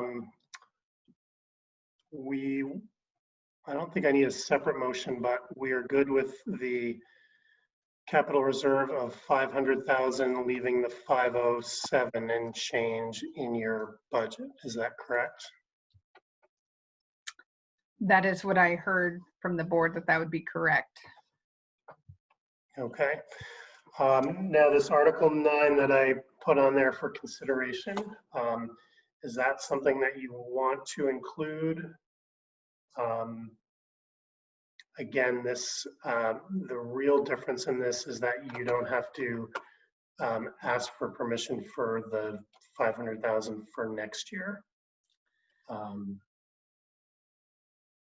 What are people's thoughts on that one?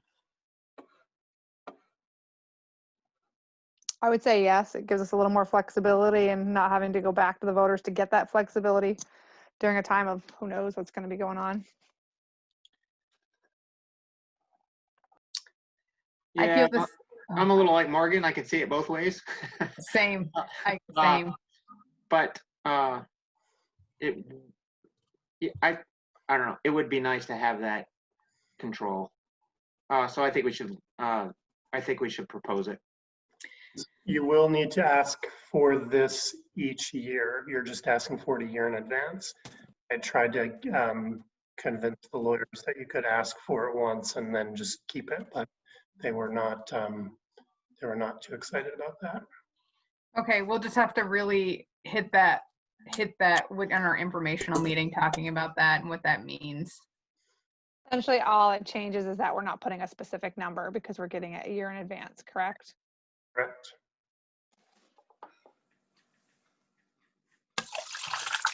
See how much people trust us. All right.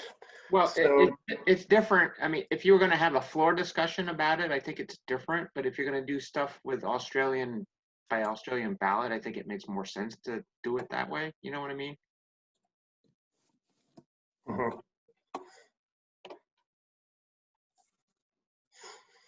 Okay, so motion number 2 would be a motion to warn an FY22 Enosburg-Richford Unified Union School District budget of $19,990,962. I'll make that motion.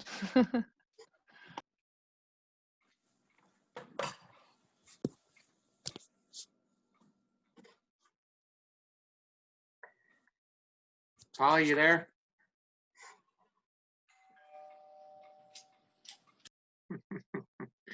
I think I'm stuck here. There you are. You're back. Hello? Oh, am I Hello. back? I'm back. The, Okay. the doorbell timing was perfect. So I have a motion. Amy made a motion. So I'll take a roll, which is Amy. Aye. Rick. Aye. Wendy. Aye. Mort. Aye. So moved.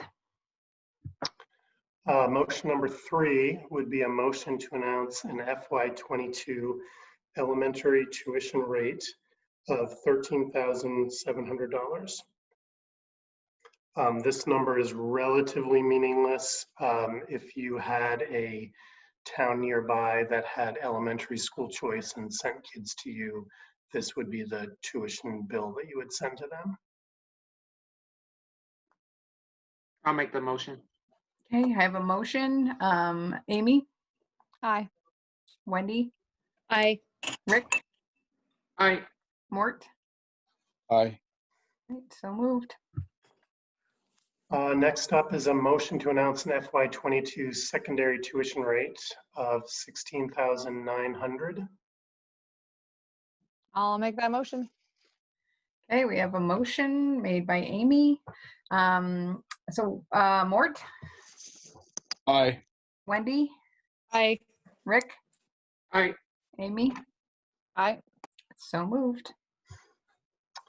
What are we up to? Number 1, 2, 3, 4, 5 is a motion to announce an FY22 vocational tuition rate of $16,300.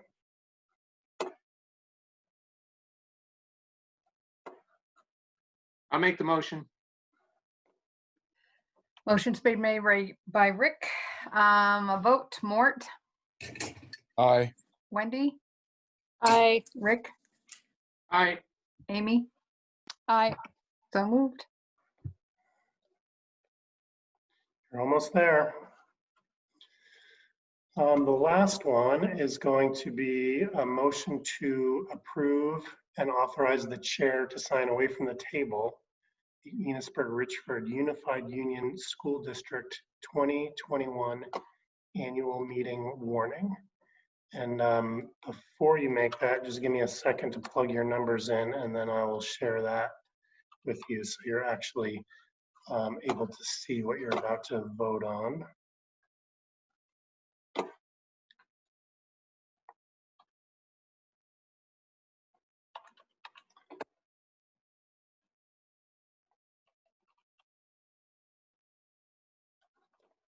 And I can scan quickly or scan slowly as folks care.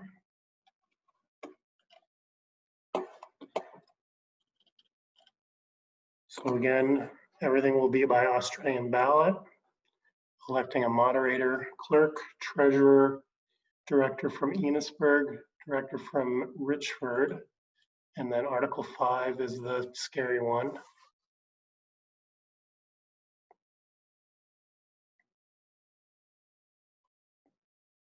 Article 6 then is the $500,000 into the Capital Reserve Fund.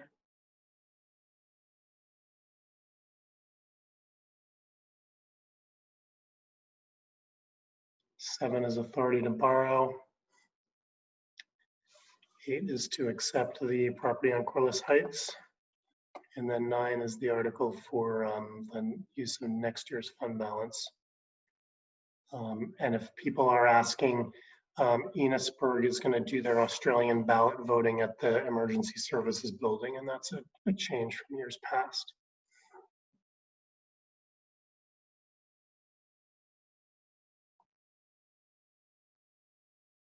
So do I have a motion to give me permission to sign this away from the table? I'll make that motion. Okay, a motion's been made by Amy, so I'll take a roll. Rick? Aye. Mort?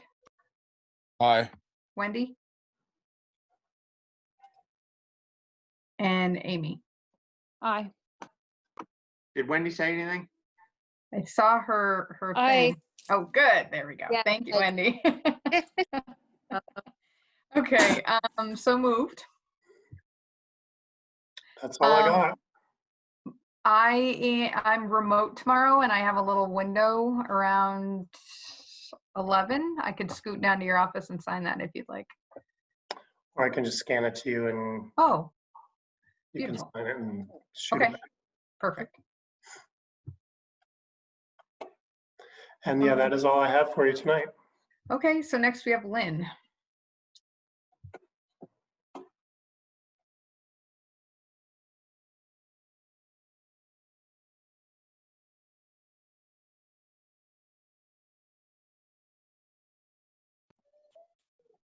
You're muted, Lynn. It would help if I unmuted. Where's Courtney's you're on mute coffee cup when we need it, right? Okay, so we'll start off with personnel. And under personnel, this is the time of the year where I remind the board that this is when we need to notify the teachers union that the board may contemplate a reduction in force if they deem that it's necessary. So this is something you do every year. So the reason that you would do this is if you've got this plan that you're putting before the voters, and we're going to be sending contracts out to teachers in April. But if you have a budget that goes down, you're going to have to make decisions around staffing, because as Morgan likes to remind people, 5% of the budget is about stuff that you can control. Other than that, you're really talking programming. So the potential motion language is up there on the screen if someone is interested in making that motion. Would we need to make a motion for every school, or it says Cold Hollow there, but I'm assuming you're referring to Cold Hollow Education Association is the name of our of the union, whole union. Yeah, right. Okay. So I would entertain a motion. Yeah, for ERUUSD. Mm-hmm.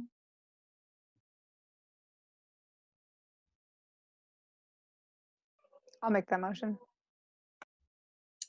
Okay, motion's been made by Amy. I'll take a roll. Wendy? Aye. Mort? Aye. Rick?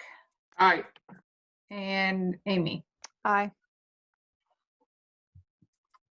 I'm gonna stop sharing just for a second. I don't have any hiring update this month, no resignations or retirements. I do have a request for an unpaid leave of absence, and that's what I'm pulling up now. Brooke McGraw, who works at Enosburg High School, is requesting an unpaid leave for maternity leave. She is asking for it to begin on or around February 19th, and then she plans to return after the April break. Actually, now that I am, she's a paraeducator, correct, Joseph? You're muted. Brooke is a math teacher. Oh my goodness. That's why I brought it to the board. Sorry about that. So do I have a motion to, or a discussion to approve unpaid leave?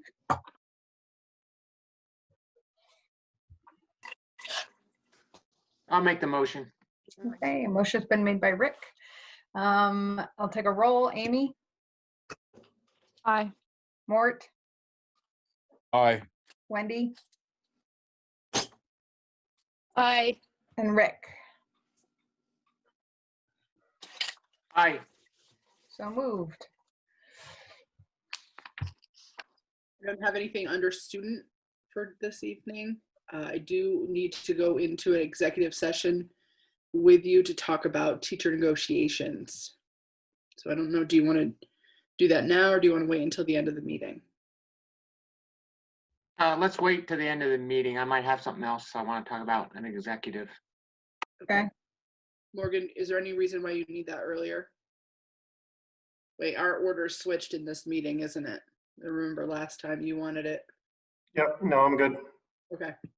So one of the things I just want to talk about, Rick, is this is particularly for you because you're the chief negotiator for FNESU. So we usually have a ground rules meeting that we start negotiations with, and they're proposing any of those 3 nights at 5 o'clock. So we'll just need to touch base and pick a date, and then we'll be selecting 3 dates for negotiations in February and March to proceed. So that's just more informational for everyone else. Whoops. And this is that meeting every year where you as a board get to choose your high school choice limits. So for those of you who are new to doing this work, Vermont has, it gets a little confusing because there's high school choice for any student in Vermont who lives in a town that doesn't operate their own high school or they're not in a union agreement. So that's the NMV side. Those are all towns that have high school choice. For the other towns like Enosburg-Richford who operate their own schools, historically those kids have not had choice. However, in Vermont, they approved Act 129, which is related to opening up high school choice for kids who live in those communities.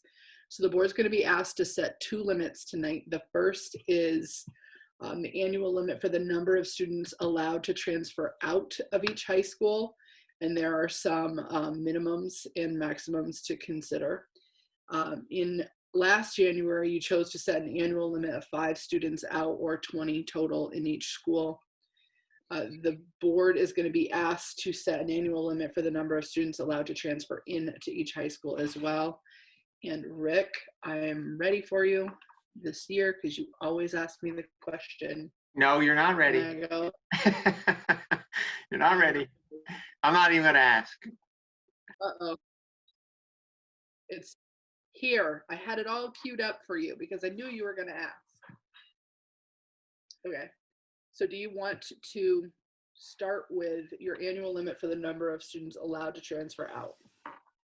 I have a question. I have a hard time with little Roman numeral I. What do you mean you set the annual limit of 5 students? That's what See you where it says that? here. Yep. So we Okay, 5 students out or 20 total in each school. That's what I don't understand. 5 per year. Right? So 20 total overall. So 20 total in each school. Yes. So Enosburg gets 20, Richford gets 20. Is that what you're saying? That's what you said, yes. But it wouldn't be, you're not talking about you would allow 20 this year and then 20 next year and 20 the next year. You're saying that, over the course of a 4-year period, you're not going above 20 at any one time. 5 is the annual rolling number. 20 is the one spot in total. time at one Okay. point in time. Got it. That was a little confusing. All right, thank you.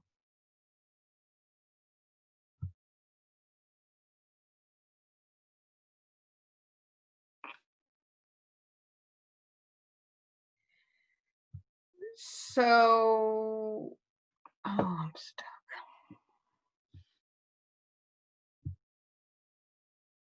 I have to do math.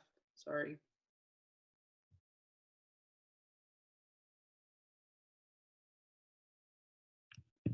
So I did ask Morgan to give us I don't think the numbers are quite right from last year. So the resident student is where we got tripped up last year when we were trying to calculate this out. So he did the math, and Richford has 111 resident students. So that would be 5.5 students in terms of Richford's limit is your minimum that you could set, and Enosburg's would be around 6.5 for your minimum that you could set. You chose last year to do the same for both.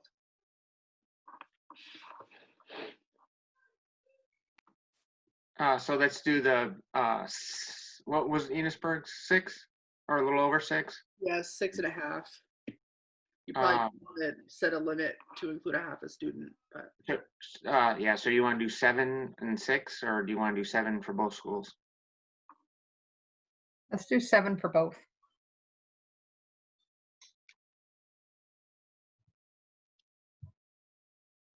There are different sized schools. That's the one thing that just jumped in my head a little, like the impact is different. Beth, do you have a reaction to that? Yeah, but it's a minimum. We're setting a minimum, right? Limit, not a minimum limit. You have to have a minimum and a maximum, right?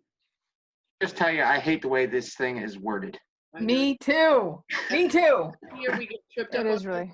And this year I thought, okay, got it. I think what Rick is going to ask. So if you set your minimum at 6 for Richford and 7 for Enosburg, then your max would be 24 for Richford and 28 for Enosburg. Right? Does that make sense? Well, I don't know. I understand why you have a Oh, you don't need to do. Oh, jeez, I just did it again.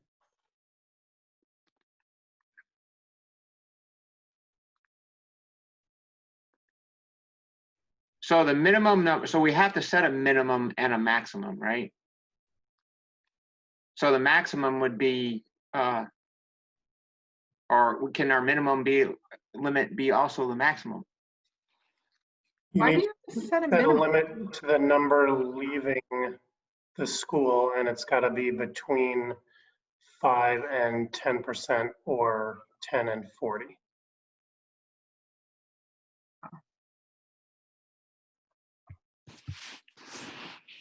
You don't have to set a minimum limit. Got you. So I think we should set.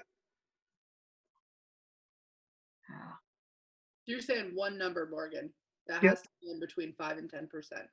Correct. That's my read of it. So the smallest those numbers could be are 6 and 7, and the biggest those numbers could be are probably 12 and 13. Okay, let's go. This goes with 7 for both schools then. Is that a motion?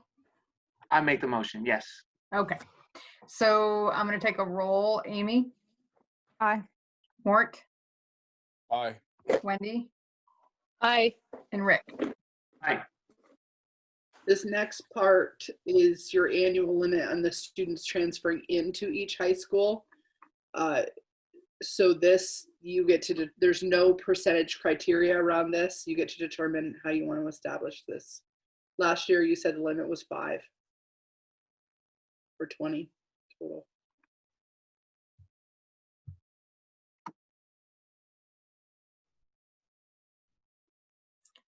I think 20 total is still a good range.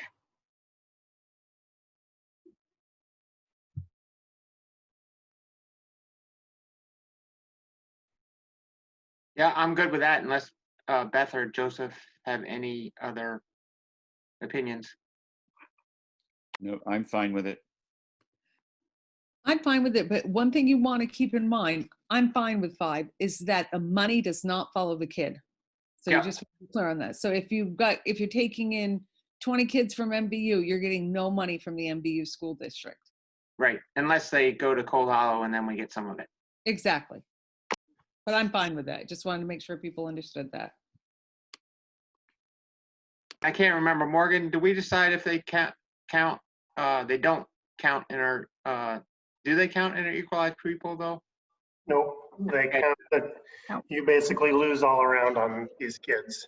Okay, You don't get to count them, you educate them, and it will slightly reduce your allowable tuition rate. okay, yeah, it's a win-win situation. Kind of a trifecta, but in the opposite direction. It's the exact same thing for exchange students.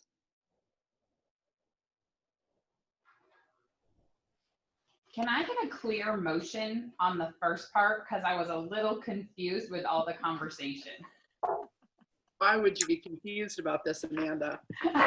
Thank you. So the first part was a motion that a minimum number of 7 would be set for Richford and Enosburg. That would be 7 out. Thank you. And now we're working on the maximum number in. Yeah, I'm good with leaving it how it is. I do think the one thing that, that other students do bring is, if we're, they may help to keep class numbers up a little bit, so, so I think that's worth something. I would agree. So I will make the motion to leave it, set the annual limit of 5 students or 20 in each school.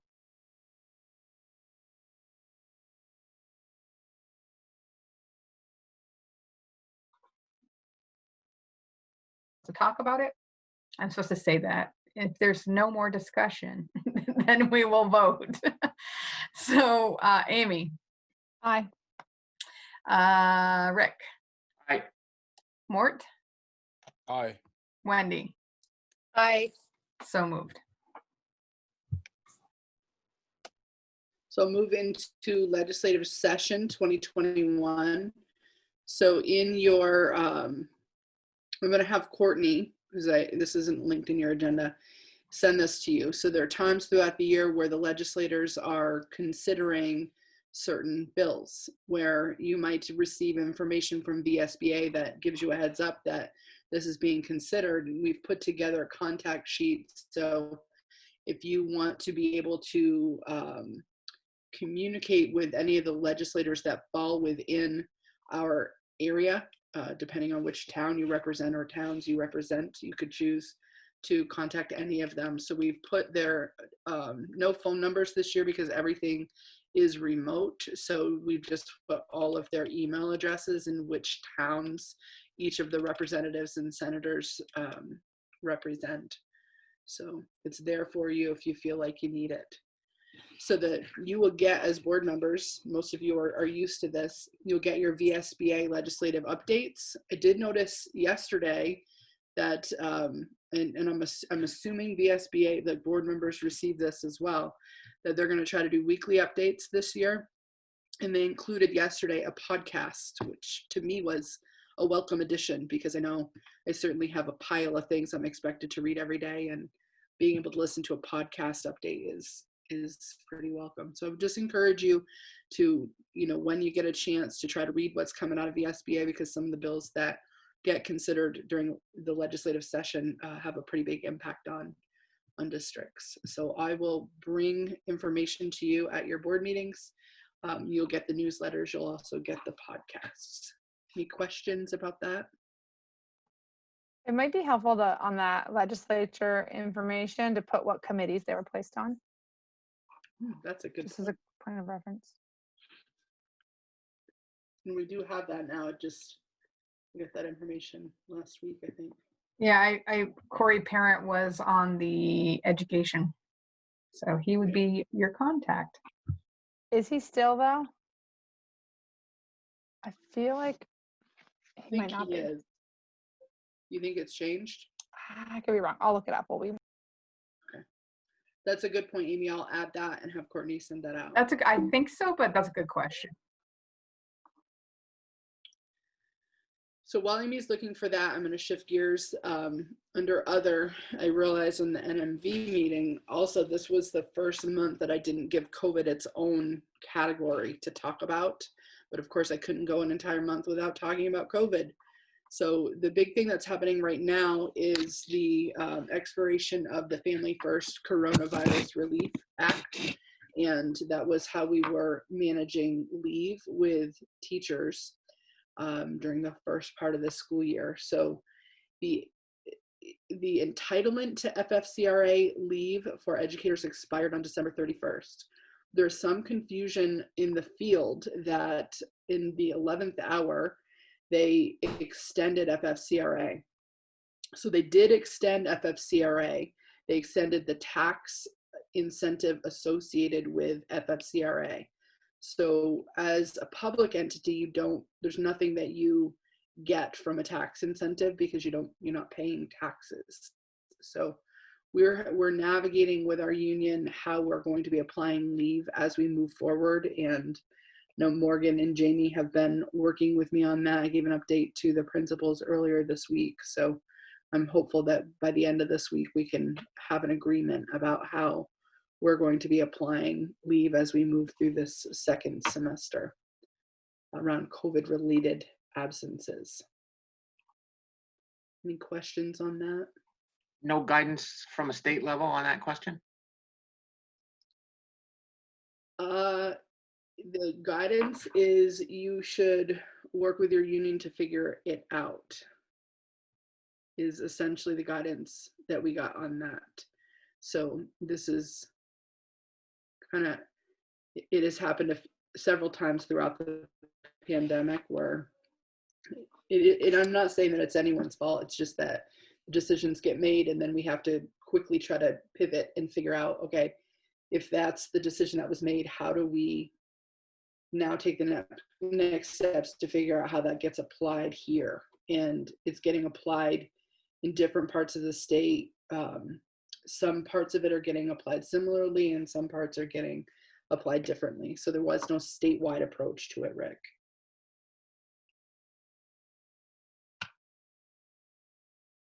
And to be fair, that leave was federal. Yeah, but I didn't know if they gave you, so, I mean, it's got budget implications depending on what you guys decide to do. I mean, it could have some budget implications, right? So I would have thought they would give you some information about whether those could be recouped in some of the COVID funds or not, or they have no idea, or I would have thought they'd given you a little guidance. Nope. I mean, I think the answer to a lot of those questions is you have ESSER money. You can think creatively about how you're using your ESSER funding. And that's the next bit of the relief money that we're leaning back into. Just to be aware on the, topic of funding, there has been substantial money allocated for Vermont in particular.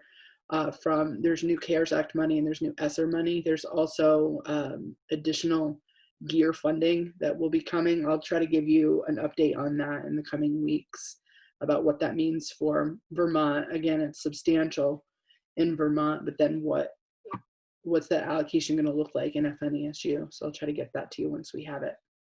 Morgan and I are still guessing a little bit.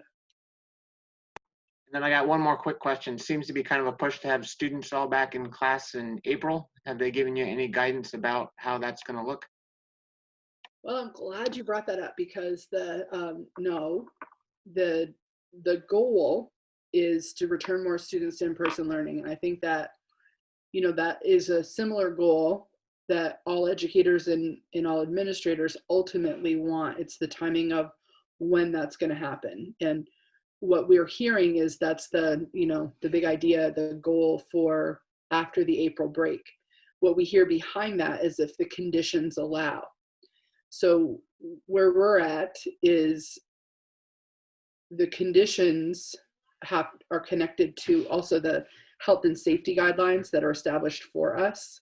So the current health and safety guidelines, 6 feet apart at all times for our students, do not allow us to physically have all of our students back in person after the April break. So it's not only about the number of infections that are happening within our community, it's also going to have to be around the comfort level of the medical experts that are helping to write the guidance around whether or not there'll be a shift in that distance between students.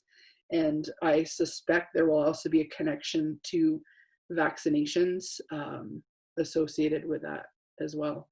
I think we're seeing that conversation ramp up. I don't think that they're going to necessarily prioritize educators as a group, but I have a feeling that they're feeling tremendous pushback on that. And I think that it might be connected to the return ultimately. We'll have to see on that. Does that make sense, Rick? Yep, no, makes perfect sense. Okay, Lynn, are you all set or you have more? I'm all done. Okay. I just looked it up. It does look like Corey is no longer on the education committee. Oh, interesting. Mm-hmm. Is it Casey? Did Casey educate? Casey's on the House Education Committee. Corey was on the Senate. Gotcha. And Casey is still on the House Education Committee. Okay, good to know.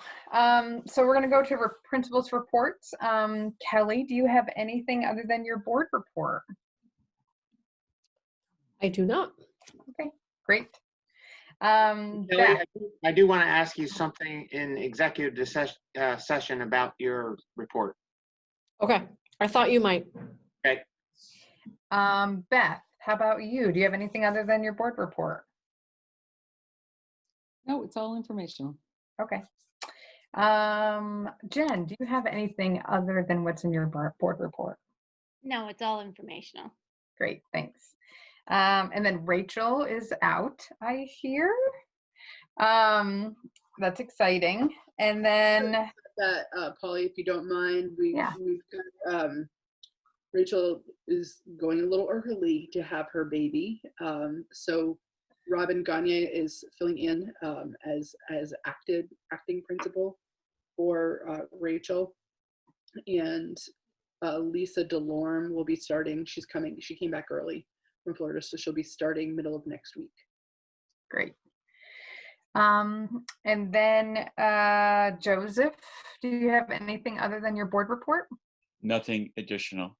Okay. And Nate, how about you? Yeah, I got a couple things. One, our co-op coordinator was going to be advertised as half-time, but we're going to work together with Richford and Enosburg, and they're going to do some work-based learning work for those schools. So we'll advertise for a full-time position. So hopefully we get more and better applicants. And the gear funds that the governor gave us, I don't know if I need a motion here, but I do have. We want to start building our sugar house, and we want to move the pole barn to the woodlot and create an outdoor space for construction. So I think I have about $100,000 to begin those projects, but that will be That'll get us started. So I don't know if I need a motion to get started on those projects and come back to you with some more concrete figures, but at least moving the pole barn to the woodlot to allow them to have a space up there should be able to, will fit in that expense. So I am going to use it. So those gear funds are designed to create those outside spaces and give me more space inside to allow us to continue to do the 4 days a week that we're doing now. But I don't know if I need a motion. I don't know if you do either. I think if you want one, the most you would need is somebody to make a motion to give Nate the authority to accept and expend gear funding. I will make that motion. Okay, motion's been made. I'll take a vote. Mort, Aye. Wendy, Aye. Amy, Aye. and Rick. Aye. Hey Nate, Yes. are you going to build the sugar house in the woodlot too, or is that still? Nope. So I don't know if I can. So real quickly, if you can picture my property, I sent a photo along. I don't know if I got to you, but I believe we're going to eventually, ideally, tear the Monteith house down, put the sugar house where the current barn is, and behind that would be storage, and then behind that where the pole barn is, which will be gone, will be kind of the construction outside space, and the pole barn will get moved to the woodlot, where that will be a sap shed and some outside storage and some inside learning space. I mean, it'll still be in a pole barn, but they're used to being outside. So that's and then if I have some money left over or stuff like that in diversified ag and ag science is going well, we can work on the greenhouse, but that's, that kind of fits in the outside of a potential future building project for the inside. But does that all make sense? Perfectly clear. I'll send pictures. It does. Don't forget. Okay. So now we are moving on to. Can you hear me? Oh, yay. We're moving on to board business at this point.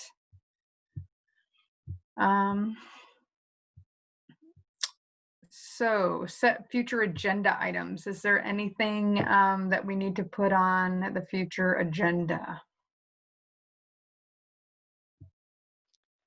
One thing that I was thinking about that I'd like to potentially talk about again is at the Enosburg Elementary School, the back parking lot. I can't remember where we landed with that. And I know some of it was with the wastewater stuff that hasn't gone anywhere. Yeah, I've already talked to runoff or Morgan. whatever I've it already was. talked to Morgan about this. Yeah, we're talking about it for sure.